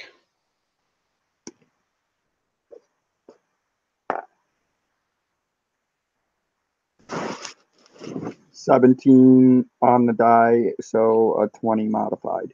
So in this cardboard box, you see like the remnants of like a white cloak or tunic of some kind, and you almost instinctively recognize the faded red symbol emblazoned on one side, kind of crinkled up. This is a cloak of the Boros Legion. The cloak has obviously been laid on and is besoothed by grime, but it still has it's gray. But the red, though dull, still retains its emblem. So you can tell she's kind of like leaning on top of it to kind of hide it, but also to use it as a blanket. And if you're jumping onto the roof of the establishment, I'm going to need an athletics or acrobatics. And you can put that in the chat. And we're going to go back inside. So inside, the three of you have your beverages. Sturdier's stool has been supplied for Bruges.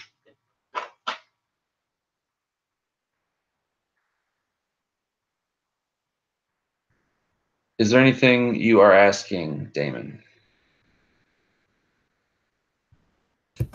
How do you get this burger to taste like this? Why is it so good? I don't understand.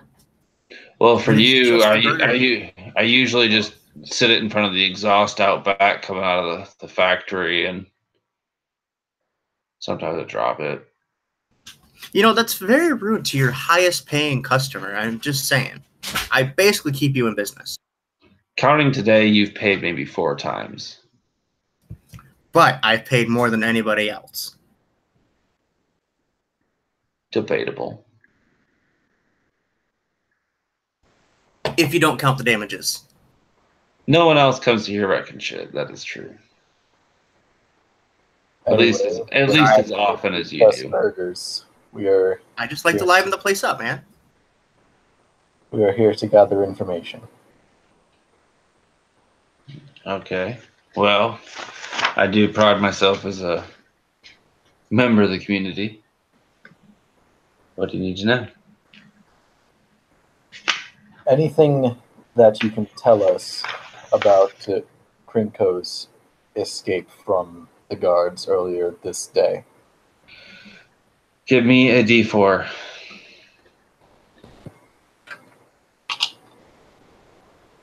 Sorry, I gotta mess with the egg a little bit. And that's a 1. Okay. So, Damon tells you, well, you see, Krinko is gone. A week, a 10-day maybe. And his absence really hurt his gang's reputation. Other gangs have been encroaching on the territory. His enforcers are at each other's throats. It's a power struggle. And it's basically a powder keg, and it's only a matter of time before it all erupts. What happened this morning with his escape? I can't tell you. I knew nothing of it. But in hindsight, I do recall seeing some Rakdos in the area this morning. Probably about 9, maybe 10 o'clock.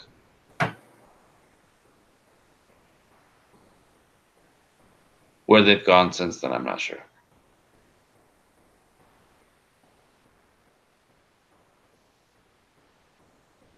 Now, I don't know about these Rakdos, but this Krinko guy, he's not a bad guy. I know he's involved in the gang work, but does a lot of good for the goblin children around town. I even heard he helped the centaur boy once. Hear him out, at least.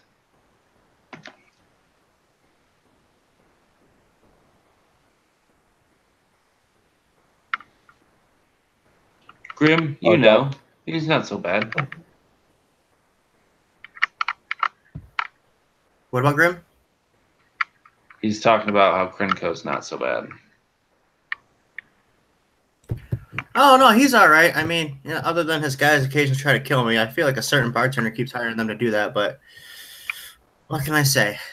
Tried to kill you? What the hell are you talking about? Just a few minutes ago.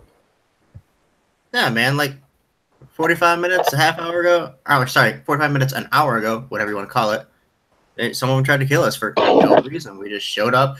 Oh, you know what? I know what it might be. Never mind. I'll stop talking. Well, I mean, like, 2 of them, like, they tried to kill us, and then they were very bad at dodging cars. Let's see. A couple of them spontaneously exploded. I don't know how that happened. Probably had some stuff from the Izzet. You never know with those experiments. My thoughts All the exactly. time. Their cousins in the Izzet. It was totally them. Had nothing to do with me at all this time. Just a series of freak accidents. Very well. I'll see if I can find anything out for you. I'm gonna pass him over a 25 zib and say thank you.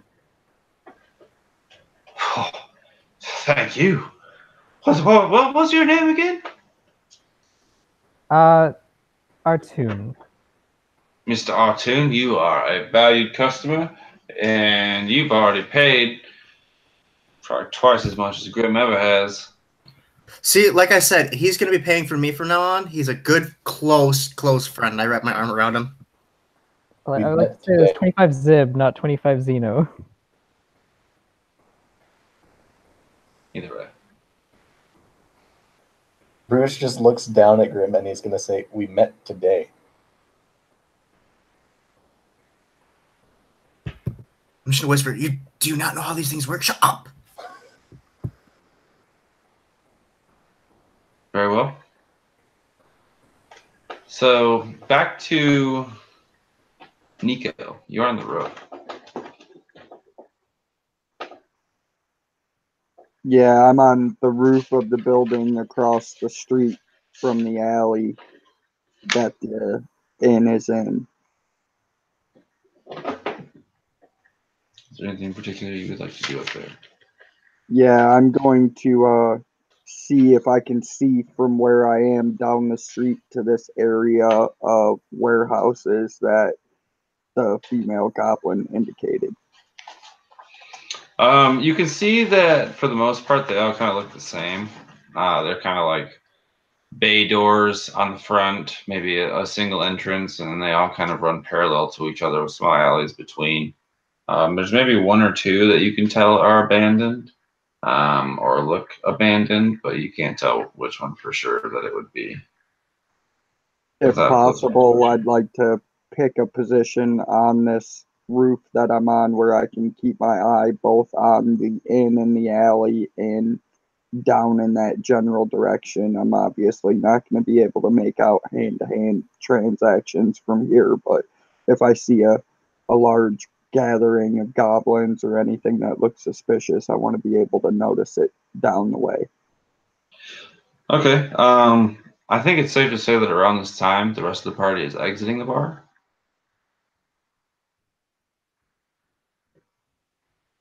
Is that reasonable? Against Grim's wishes. Yeah. Damon's better judgment is kicking you out. And But I have more gold. Well, it's probably about 2:30 now, so the bar's closing anyway. The drizzle has continued. There is a sheen to the cobblestone as reflected by the electric lights. You see, almost as a double take, the looming shadow that is Nico Bay across the street, and that is where we're going to take our break. So. Meet back here in 5, 10. Smoke them if you got them. Get a drink. Do what you got to do. And we will meet back here at 10:05.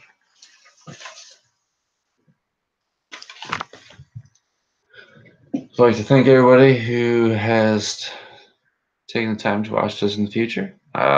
Most of these videos are purely for me to watch. So thank you guys for participating in that. I will be right back.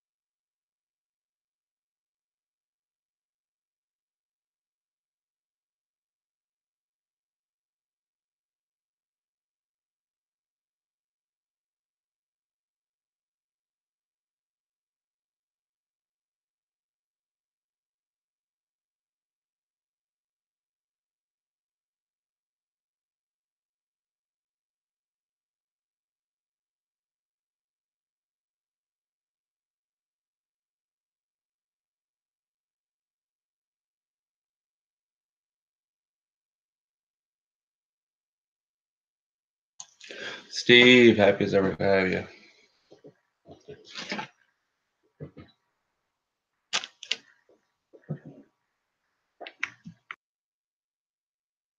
Do you hear me?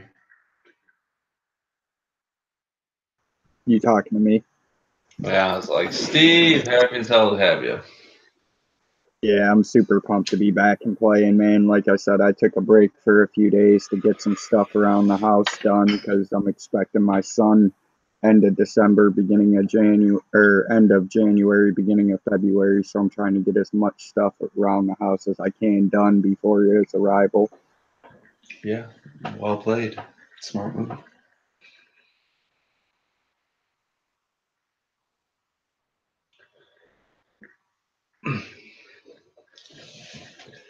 Zack, also, likewise to have you on the channel. Thanks, man. It's fun. I think you live like maybe 30 minutes from my house, somewhere in that area. Really? Yeah, I'm in Davison.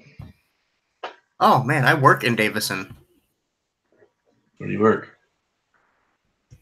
D&W Windows. It's like right across the street from the Nards down there. Yeah, all right. Yeah, you work right on the corner from my house. That's funny. I had no idea. Yeah, I seen. I had you as a friend that said Mount Morris, Michigan. I was like, what? No way. You want to know what the funniest thing is I was born and raised in Michigan. I just moved to Florida like 2 years ago. Can't say I blame you. Oh, it's great, man. I told the wife flat out, I'm never going back, especially when it's cold. I'll go back in the summertime, but Nah, man. Northerners, North blood. My mom said the same thing when she moved down to Georgia, and now they live in North Dakota. Fuck that. oh yeah, my old lady's feeling it. She's missing snow like crazy, but I told her flat out, like, nah, I'm good. No, dude, snow sucks. Whoever Snow's likes, overrated. So yeah, if you like snow, you suck. There's a video. Apparently, it's viral on Facebook right now of people coming up on a semi truck rollover on 69, and then here's a crash. You look back and you see another semi fall into the same ditch. I passed by that about a half hour after it happened. Yeah, I love it. Because I'm a delivery driver and I made my way out that way.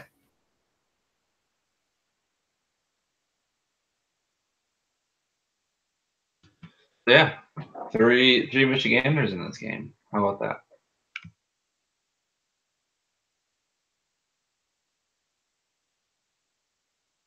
Where's Jacob Norman when you need him?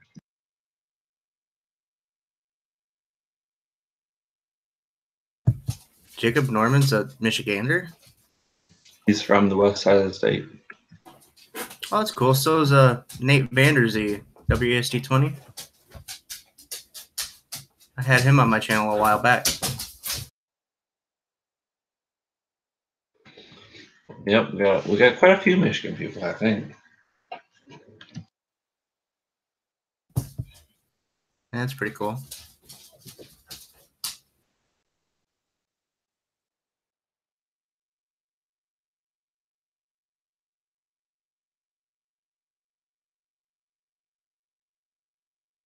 The only snack I have is the like loudest snack to eat. So, give me a second. I think we're waiting on Artie as well.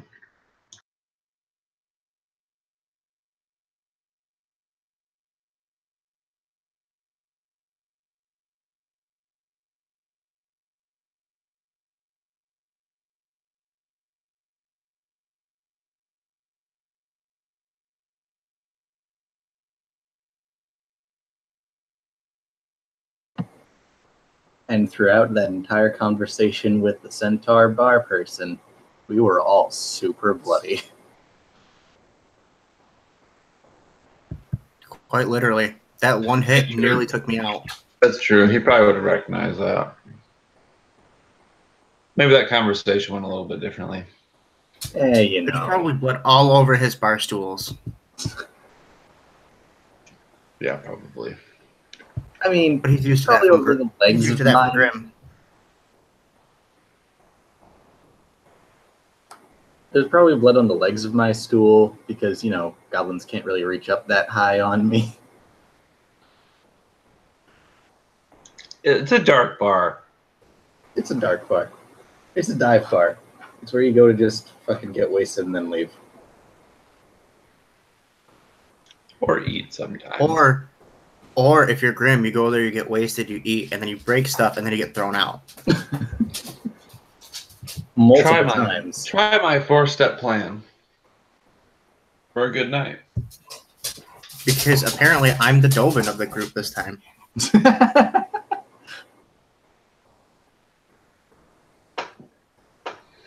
Well, I mean, so far in your interrogation process, you interrogated nobody.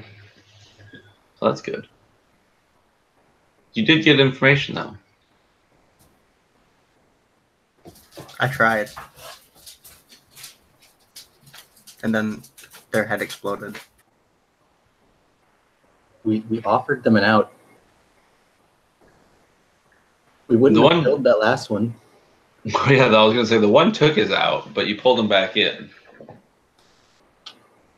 I mean, we offered them an out to live. I didn't say we gave them an offer out to freedom. Well, you can't put a price on freedom. Well... Nico would thoroughly disagree with that, seeing as how he knows some other arresters that have done exactly that.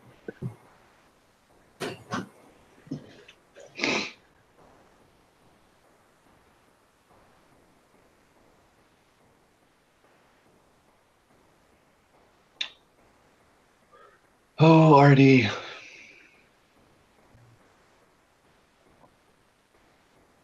Artoon, rather.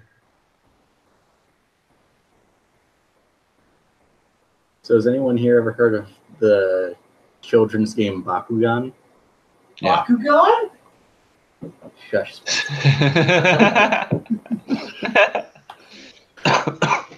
Apparently the show's getting a reboot. So that's pretty weird. And they've changed the main character's last name because apparently, directly translated from Japanese, it was literally shit. Good. It's a rough equivalent. Not a rough equivalent, just literally the word shit in Japanese. It's like the new children's show, Shiza. Yep. Shiza. Look, it's my favorite character, Dan Shit.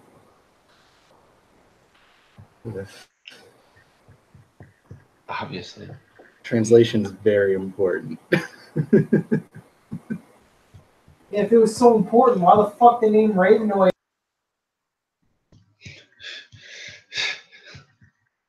All right, Spencer. So,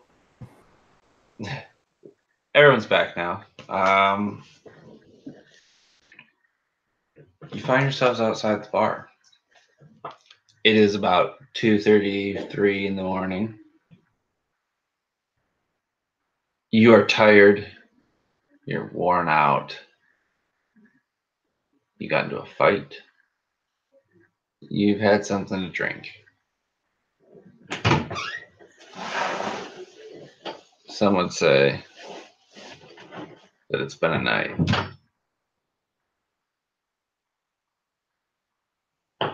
What are you doing?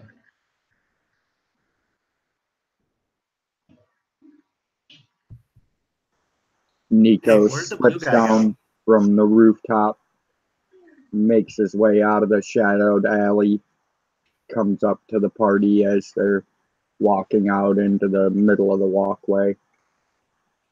Well, I've Never got mind, some there more he is. information, guys, but I believe we should share it inside closed doors. And with the time and the hour and the location, I would recommend that we find some stable lodging somewhere away from here and come up with a plan as to how to process this new information so we can track down Krinko. I mean, they used to let me sleep in the tankard, but they threw us out, so I don't think that's happening tonight. Why do they still allow you inside that place? What do you mean? I spend lots of money there. So where do you think we should go, Blue?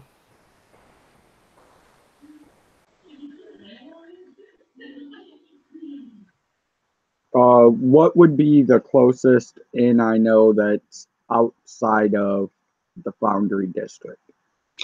I mean, realistically, you all live in this district. Not like in the Foundry District itself, but like in District 10. The 10th is the precinct. I don't think there's 6 precincts. And it's the 10th district. So, I mean, you could always go home. Yeah, no offense, but I don't want any of these people knowing where I live. Oh, no, none taken. I wouldn't want these scrupulous folks knowing where I live either. Yeah, I mean, I not only just met them, but this one guy seems to break shit everywhere he goes, and people look at him scornfully. This so guy breaks shit. This guy has plants on him. You're okay. Yeah. As, you know, already cleans blood from his hatchet. So I'll go for like a working class bar and tavern that I know to be open. Okay. So, somewhere where us arresters aren't, you know, clamored up around all at once, you know. It's common to see us coming and going. I would say it's probably about like a 45-minute walk. You could probably catch a cab. Yeah, I'll hail one down.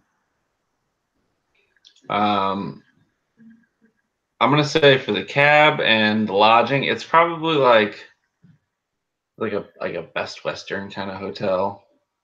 Like they have a continental breakfast, but it's gross. It's probably, you know, 3 silver pieces a person.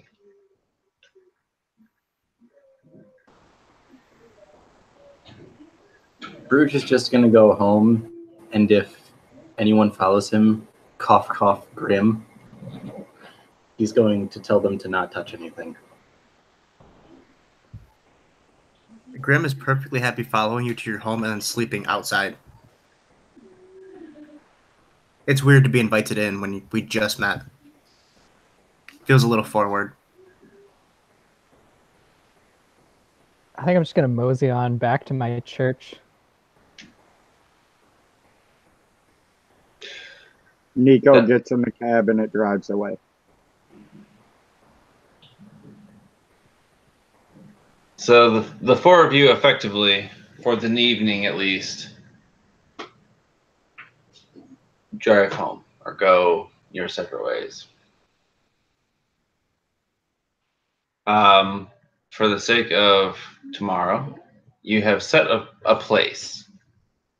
You have set a time that you're going to meet. So for the sake of it, noon, where are you meeting? Is there like a Denny's equivalent diner? Right across the street from the prison. Yeah, there is. It's called Benny's.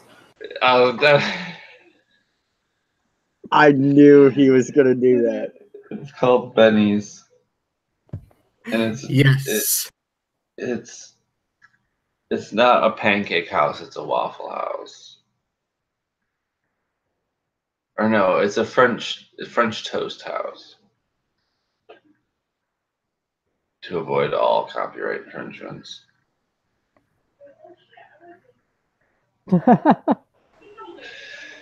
So it's called Benny's. There's like the satirical goblin head. He's wearing is it goggles for like welding, but he's like it's like a neon side with French toast and pancakes and waffles and shit. I almost imagine it has like a waffle maker, but it's just covered in like ray tubes and things. Yeah, and it doesn't look like it works, but it makes like the best waffles and like French toast and shit. So With the beret instead of a chef's hat. yep, absolutely. He's got a mustache. I need everyone to make a con save. If this is for the food. No, this is actually Oh, for it's not for waking up. food. Waking up on Oh. time. I see.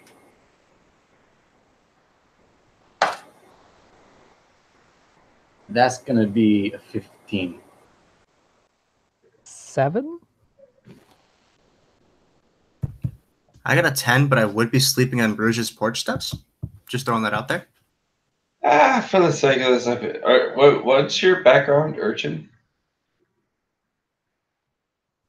Mine? Yeah. Yeah, you're good. You've slept on garbage cans. So, Artie, you haven't really been in a fight like that in a minute, and getting hit and though maybe not taking a whole lot of damage, still the wounds you took caused you to sleep in a bit.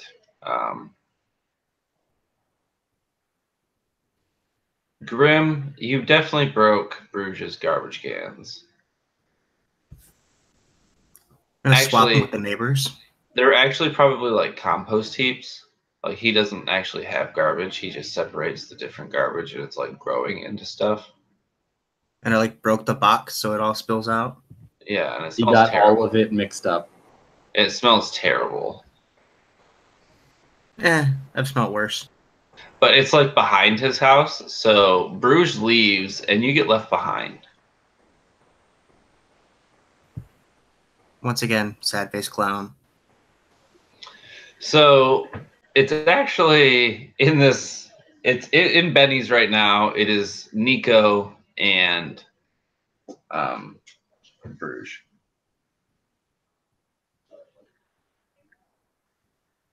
I nod casually at him as I see him come through the door, having been here for a while myself, and flip the dossier that I got, the same one he got, around, so that way when he sits down it's facing him so he can see the notations I made in it of the information I got from the female goblin in the alley and a quick layout of the street where I suspect the warehouse is to be. Bruges would sit down and lean his staff up against the chair that he's sitting in, and he'd read the notations, and then he'd reach his trunk up into the underside of the mushroom staff that he has and bring that down and start making his own notations for the information that they got from the barkeep. Just to keep adding information. And I'd let him know that she also had word on the street that some of his gang had been seen messing with an entrance to what was an sewer on the north end of the plaza. So almost as if on cue, across the street, you can see out the window a very smelly Grim and a hastily put together Artoon, who have met up basically in the same spot you guys had met up last night. But you see the two of them are looking down towards what would be the west end of the plaza, what you were just talking about. And there are two goblins opening a manhole and preparing to climb in.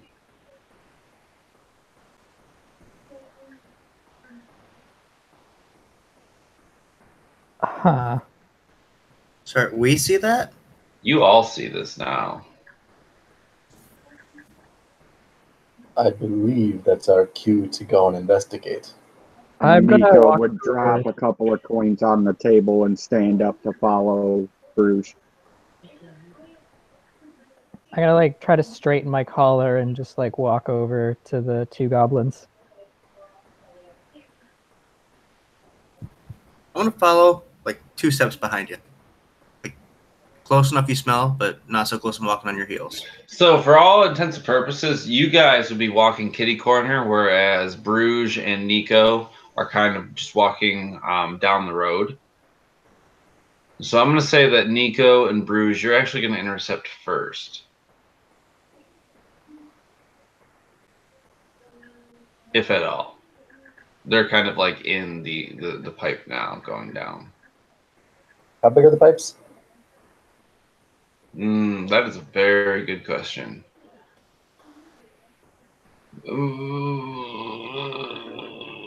You're big enough, or they're big enough. They're big enough for me to fit? Sure, this is a service entrance. Cool beans. Nico would look at Bruges as they're coming up to the entrance, and he'd look at him and say, "Give me a 5 count and follow me in." And he'd drop down over the lip over the edge of the sewer entrance. Are you just jumping in? Yep. Give me a dexterity check. 21.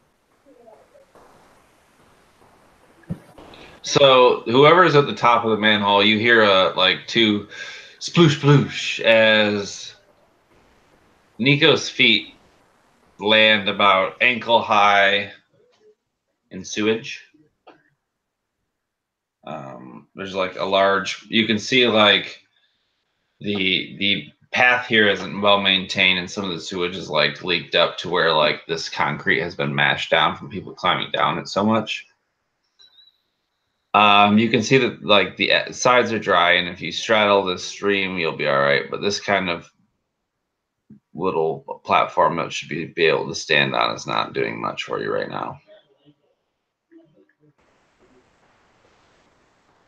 Nico hesitates and lets his eyes adjust to the darkness, and he's just going to hold.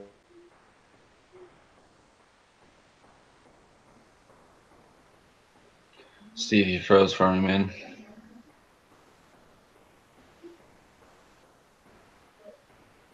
What are the 3 of you doing?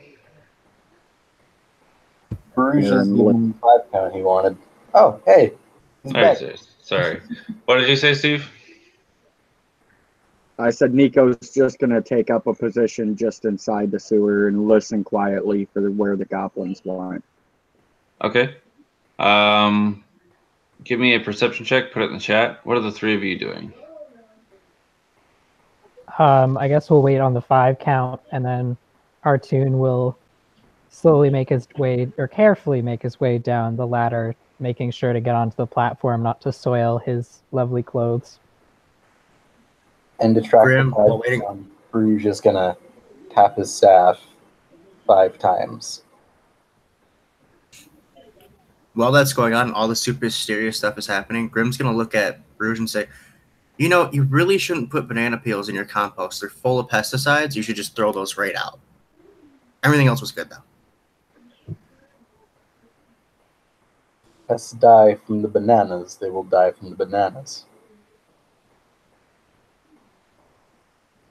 You're missing the point. Should we go yet? Is it time yet? Yes. You go ahead. Head on down. And then once everyone else is down, Bruges is gonna follow them down the ladder.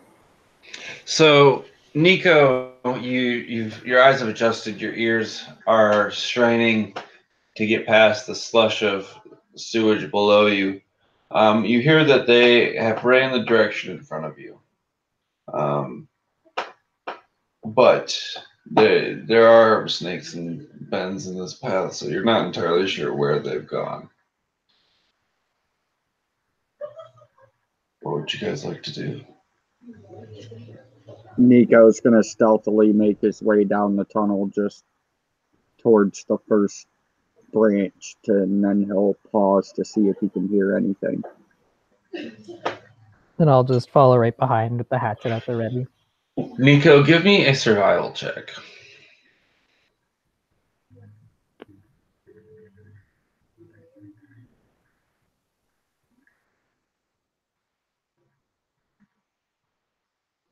Or Bruges. You would also be applicable for this.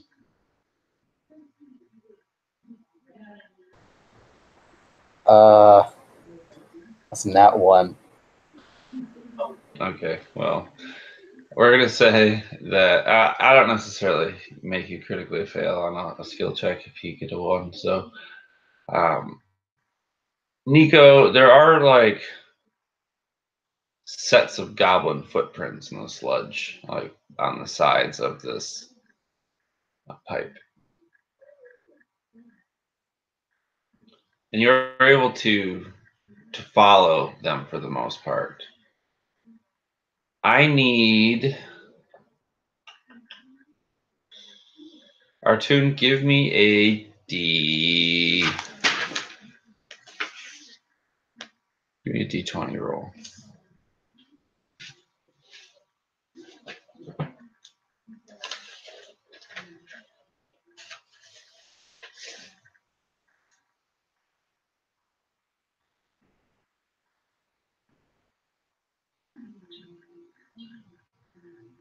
What'd you get?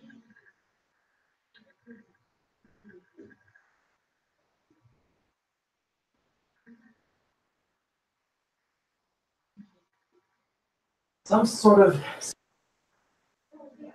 Anyone give me a D20 roll then.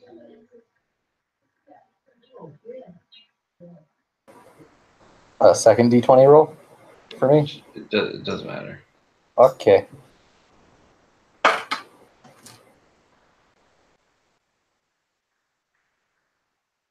Okay. So, as you guys carry down this pipe, the sewage line is illuminated by these electric lights, giving everything like this blue neon radiated glow. It kind of like illuminates the sludge, or actually no, it kind of like in like a black light. There's objects that just like don't fluoresce; they look really black. That's what this sludge looks like in comparison to everything around you. And there's like tubing and conduit for all sorts of electrical and magical energies and whatnot. You can see like service railings and other service holes, and you're following these prints, and I need, actually no. Yeah, why not? Everyone give me a perception check. Actually, no, I have your passive perceptions. What am I doing? Connor has a fucking... If it's without smell, then it's 15. I'm gonna say it's without smell because you are in the sewer. Fair enough. You are in the shit part of the sewer, not just like water removal. Out from an alcove, you hear a cackle and a strike as I need you all to roll for initiative for a man dressed in leather and motley patchwork.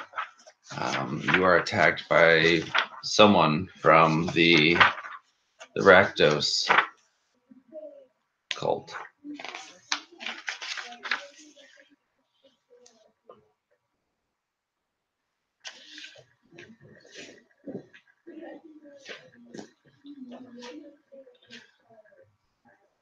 Rakdos cult, yeah.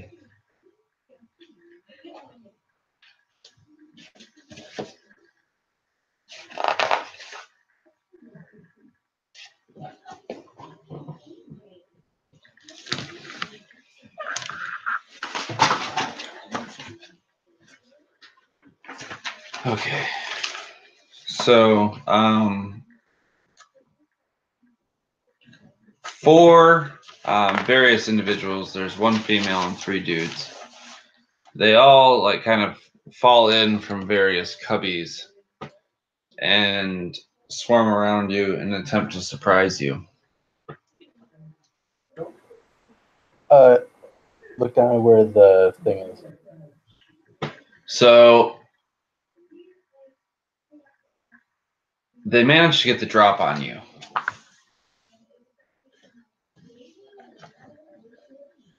And as they each take a swing, two of them are attacking the person in front. So, you guys all got a long rest, by the way. I don't know if you took that, but make sure you did, so you're not getting wrecked. The two in the front take a swing at Nico, and then one comes in from behind to attack Bruges, and then one attacks Artoon. Shield will be out.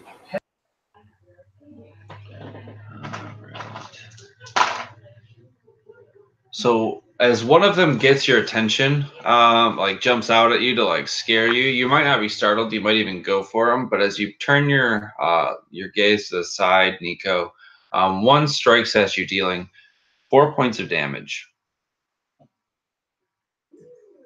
He like slashes you across the back.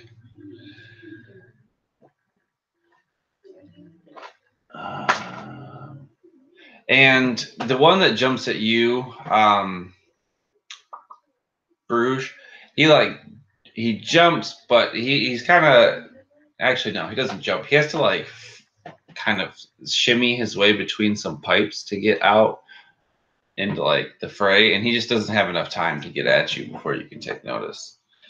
And then finally Artoon, the one who kind of takes advantage of the corruption caused by the one attacking the front of the party. He's going to swing for a 14. Just turn the page. Is a 14 hit? Artoon, 14? No, we lost him.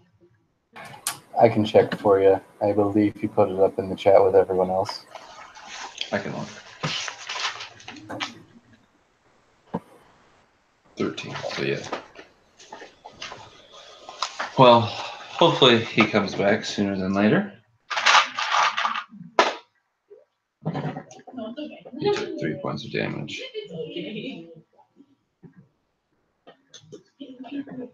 So, oh shit, I should write down initiative.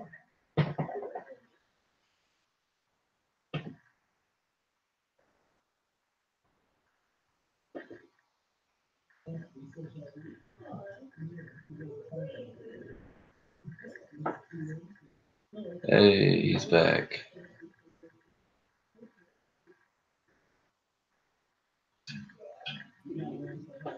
Are you there, Artoon? Can you hear me?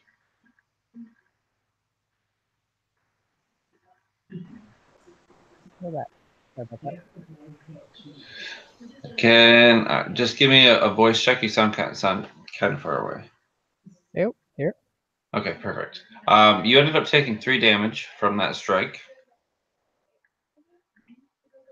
And we're bound to the health that we just recovered from. And then we are now jumping into initiative order. So there we go. That's what I was missing.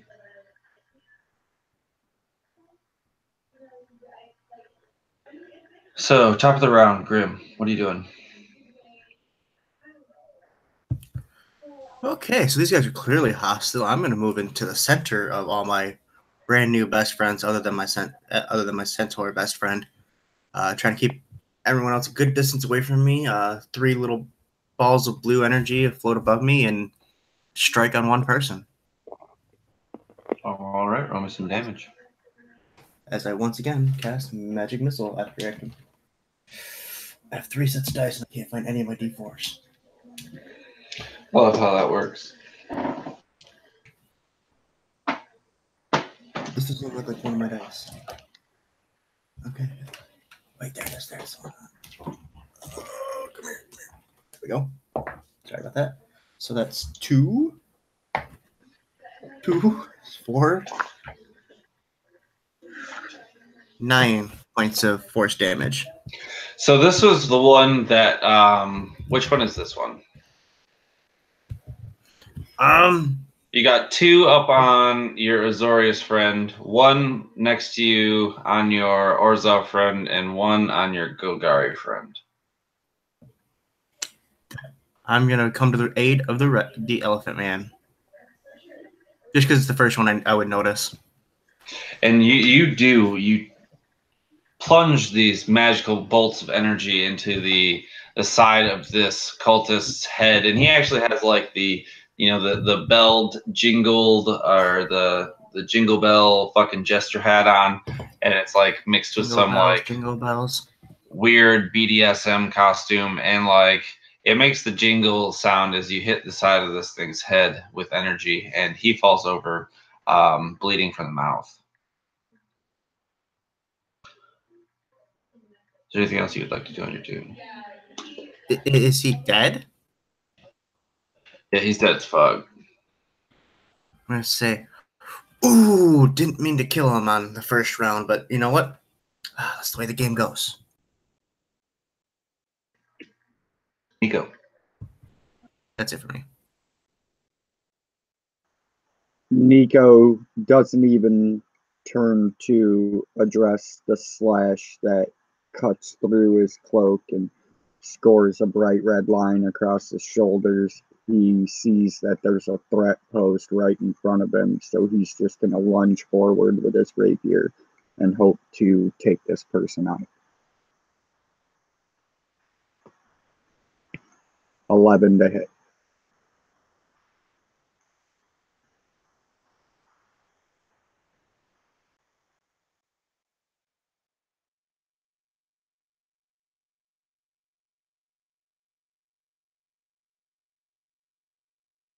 Baron, you're muted again. God damn it.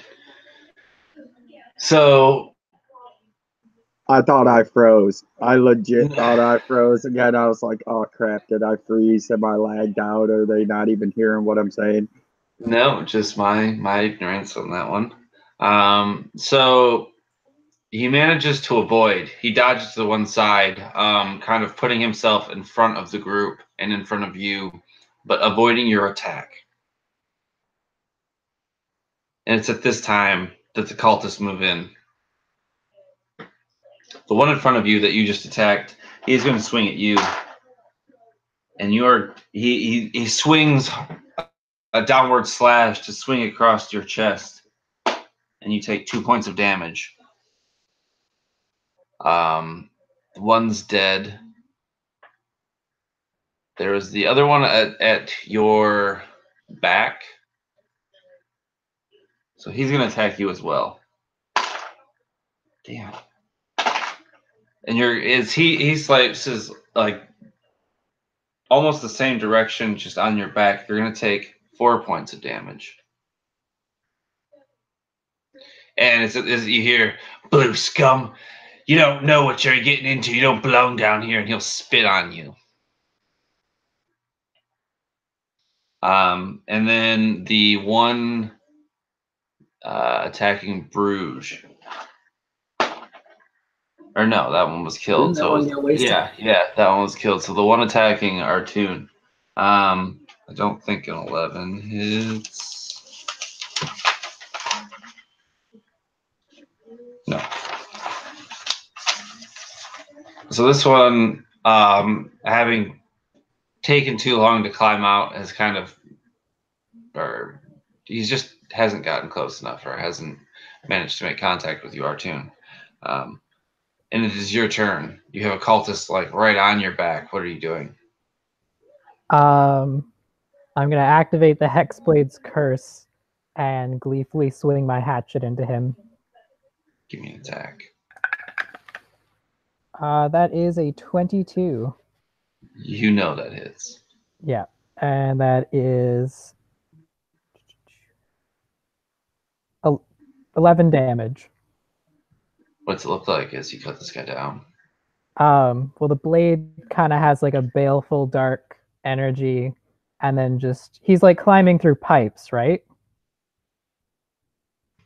He like crawled out of like a service entrance that would be easily accommodatable by a goblin, but he's like human sized, so he's struggling to get through this entryway. I guess I'm gonna go up and like reach into him and just whack him a whole bunch of times with the hatchet, and then just push him back into his the service area, and just be like, "You can just go back to where you came from." And like the bloody pulp of his remains kind of slump back into this area as you kill him. Bruges. And then I gain 4 hit points. Excellent. So there's one guy left, yeah? There's 2. 2, okay. And they're both on Nico right now. That's fine. Bruges is going to move so that there's a space big enough to accommodate one of them between himself and Grim. And then he's going to use Thorn Whip once again. Don't throw him into a car. There are cars in the sewer? My God. That's a crit. Okay. Take some damage. So that's 8 piercing damage, and he's pulled 10 feet towards us. So this guy is like shredded within an inch of his life, but he's pulled closer to you. Hello, friend. You see he's bleeding. That brings us to the top with Grim.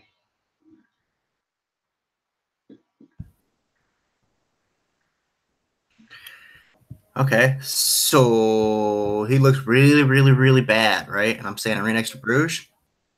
Yeah. Okay. Hold on. I gotta go back to spells. I was looking at a thing. Still a new character. I'm sorry. Okay, I'm gonna need him to make a Constitution saving throw. DC 13. He rolled a I'm 9. gonna use my lucky point and put him at. He rolled a rolled a 9. Yeah, he rolled a 9 to save it. Right. So okay. I'm going to say, hey buddy, want to hear a joke? Before I roll the damage on this. What's the joke? What did the skeletons say to the ice elemental? He looks at you in like a feverish, blood loss, gaunt look.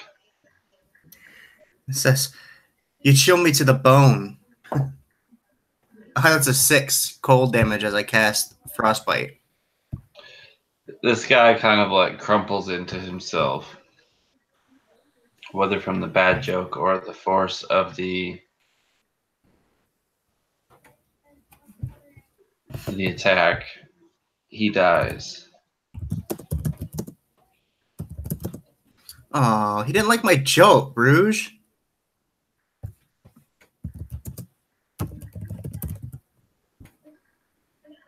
And that brings us to Nico. Dripping blood from his back and from his shoulders where he's been cut repeatedly. As he's dancing around with this individual, he casually notices that the rest of the battlefield has quieted with his companions clearing of their adversaries. And he levels his rapier at this guy and issues out a command to yield as his comrades have fallen.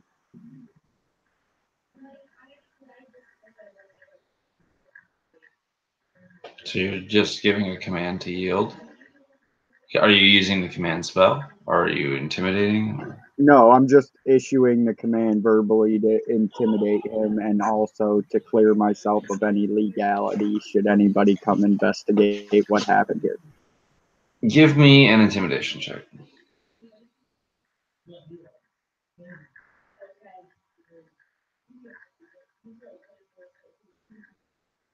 So this guy is turning to run.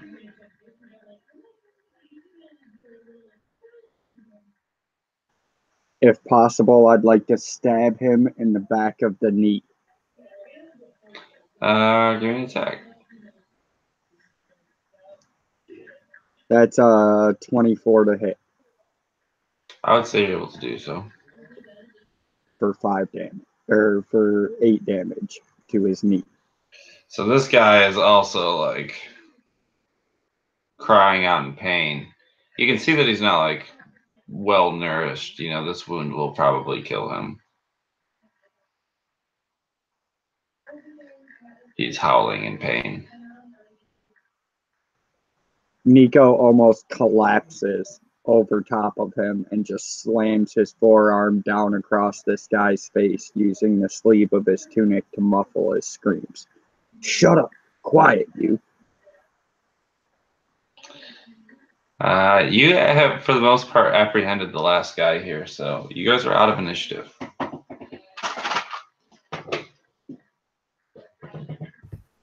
And I I'll was really look back. devastated that he didn't like my joke. I'm gonna look back over my shoulder. Who's the next person in line that was following me down the tunnels? I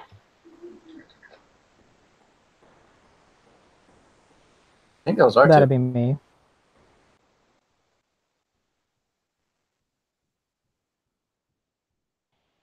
You're muted.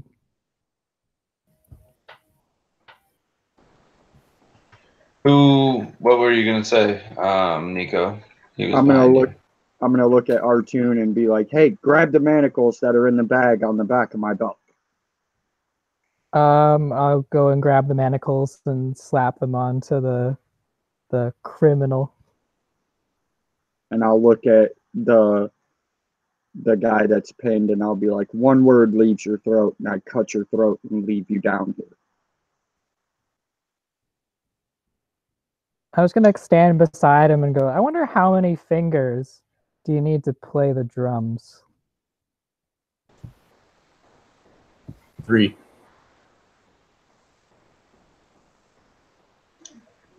If you look at his hands, he is already missing fingers. Oh, then he won't miss losing anymore. And I pull up a hatchet and say, so would you like to talk? He's kind of like like, you know, laughing gas from the Joker, like hysteric laughing. He's kind of like doing that as he's convulsing with his like wound in his knee.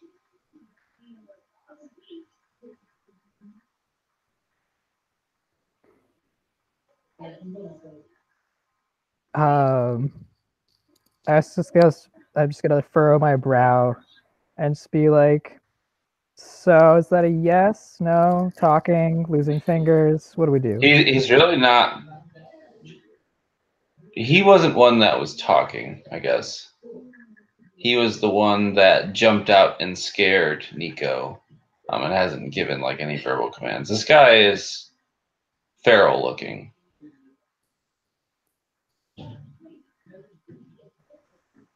I look at the rest of my companions. Check their pockets quickly. We got to be away from here.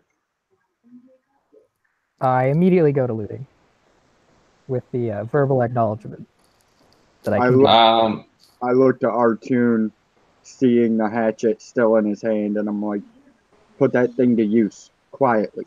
And I go to check in the other body on the ground next to me. Are we chopping the bodies now? Say that again. Are we chopping up bodies now? No, I was going to tell you to cave in the skull of this dude who's sitting here in manacles, and then grab my manacles. Oh, yeah, I'll do that. I'll just quickly like... If we could keep him alive, I can stabilize him so that there is no unnecessary death. I feel like the hatchet, like right by his skull. I'll be like, "Are you sure? Are you sure?" One. Hey, Blue, one isn't that more? Blue? Doesn't your rule book say that that's murder if they're chained up, if they can't fight back? Do any of you know what the punishment and penalty for assaulting an officer of the law is? I just say death. A small fine. You boys want to pay for his lengthy trial? How many gold pieces you got left, Grim? You want to give them up now to see this guy go and get sentenced to die? I'm not saying don't kill him. I just thought, isn't that against your rule book? But you know, it's up to you. You're in charge, your boss. I turned to Arthur again. Dispatch him. You need to be out of here quickly and quiet. All right, I swing the hatchet and just finish it. As you loot the other body, Nico, you find an item that I'm going to send to you, and you can determine what you do with it.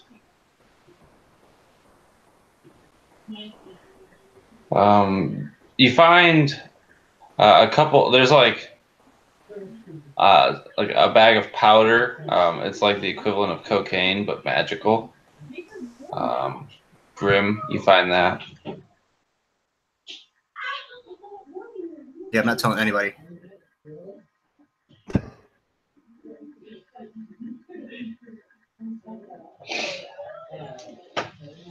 Yeah, it's magic.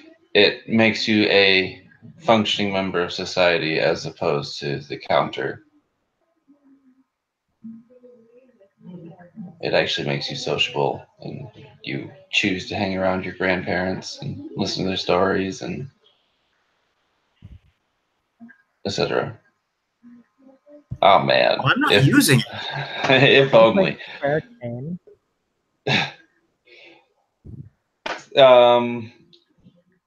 And then you also find amongst the few bodies,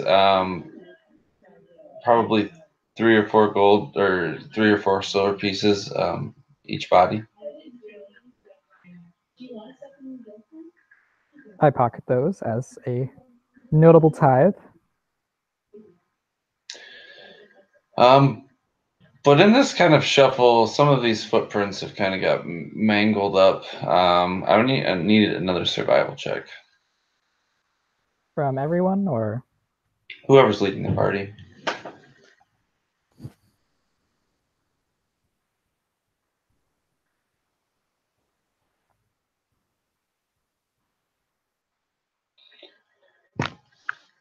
It's with this, you make out the remains of the trail of the goblins leading away.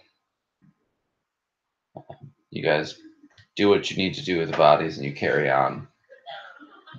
It's not far that the trail leads to a service entrance leading up.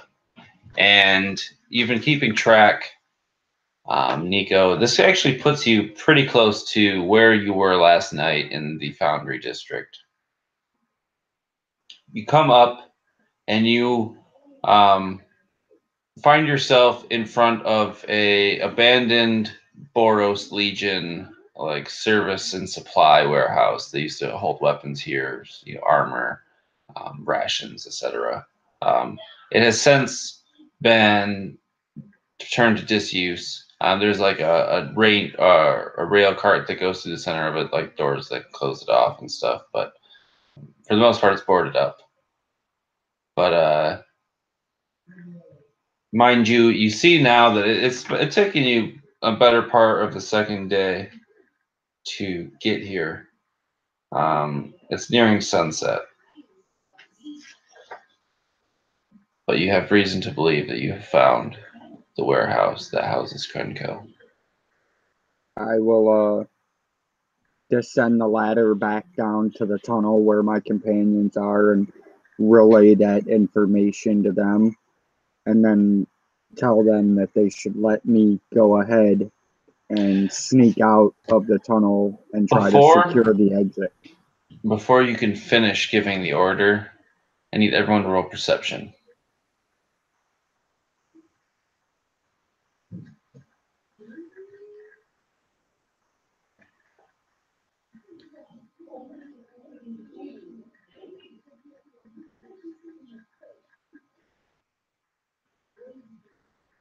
There is shouts and crackles of pyrotechnics as Grim, what you would recognize as the Shattergang brothers, the the gang that the goblin that Krenko killed was a part of. They're making a lot of noise and moving at this warehouse really fast in an attempt to maybe raid. You can hear the din. You look up, you see this, and that's where we're gonna end the session for the night.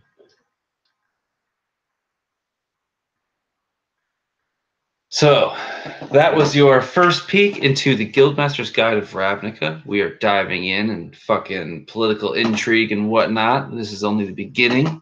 Hopefully I've got you hooked. Super pumped that was able to get the 4 of you in to play tonight. So we're going to go ahead and do outros, and we're going to get the hell out of here for the evening. So we're going to do the same order as before, starting with Connor. Hello, everyone. I'm Connor. I run the channel Versatile Diecaster, like I said in the intro. Make sure you check that out because there's going to be content about the setting I'm coming up with going there pretty soon. Hopefully you guys enjoyed my take on a Loxodon from the Golgari. Absolutely, Connor. Moving right along to Steve. Thanks for having me. Great time as always. Awesome. Can't wait for the next session. Totally hooked to play some more of this. So you guys will see the infamous and reckless Nico Bay again. I don't see anyone else taking charge here, so we need Nico to define Krenko in a way, as we also need the underworld influence of Grim, Zack. Yeah, not sure how that happened, but works that way. But yeah, I'm Zack Naragon. I run the channel. I almost said Versatile Diecaster, but that's not true. I run the channel Geeks on Dice, and actually tomorrow at 6:30 Eastern, we'll be running I think it's our 23rd session of Curse on Dice, 23rd or 22nd, something like that. It'll be our first full episode in Ravnica. So come see what the group does with their amnesia, or start at episode 1. That's cool too. Either way, but you can find Connor there playing his awesome wizard Stony Tark, and I'll stop taking up everyone's time. So yeah, just check that out. That'd be awesome. Also, because I always say it, check out the Absolute Tabletop official RPG group on Facebook. And now I'm done. Yeah, absolutely. AbTab is a wonderful place to get involved into games like this. And last but certainly not least, Cam. Hey, so it's your boy, Cam. We're the hatchet-wielding Artoon, literal hatchet man.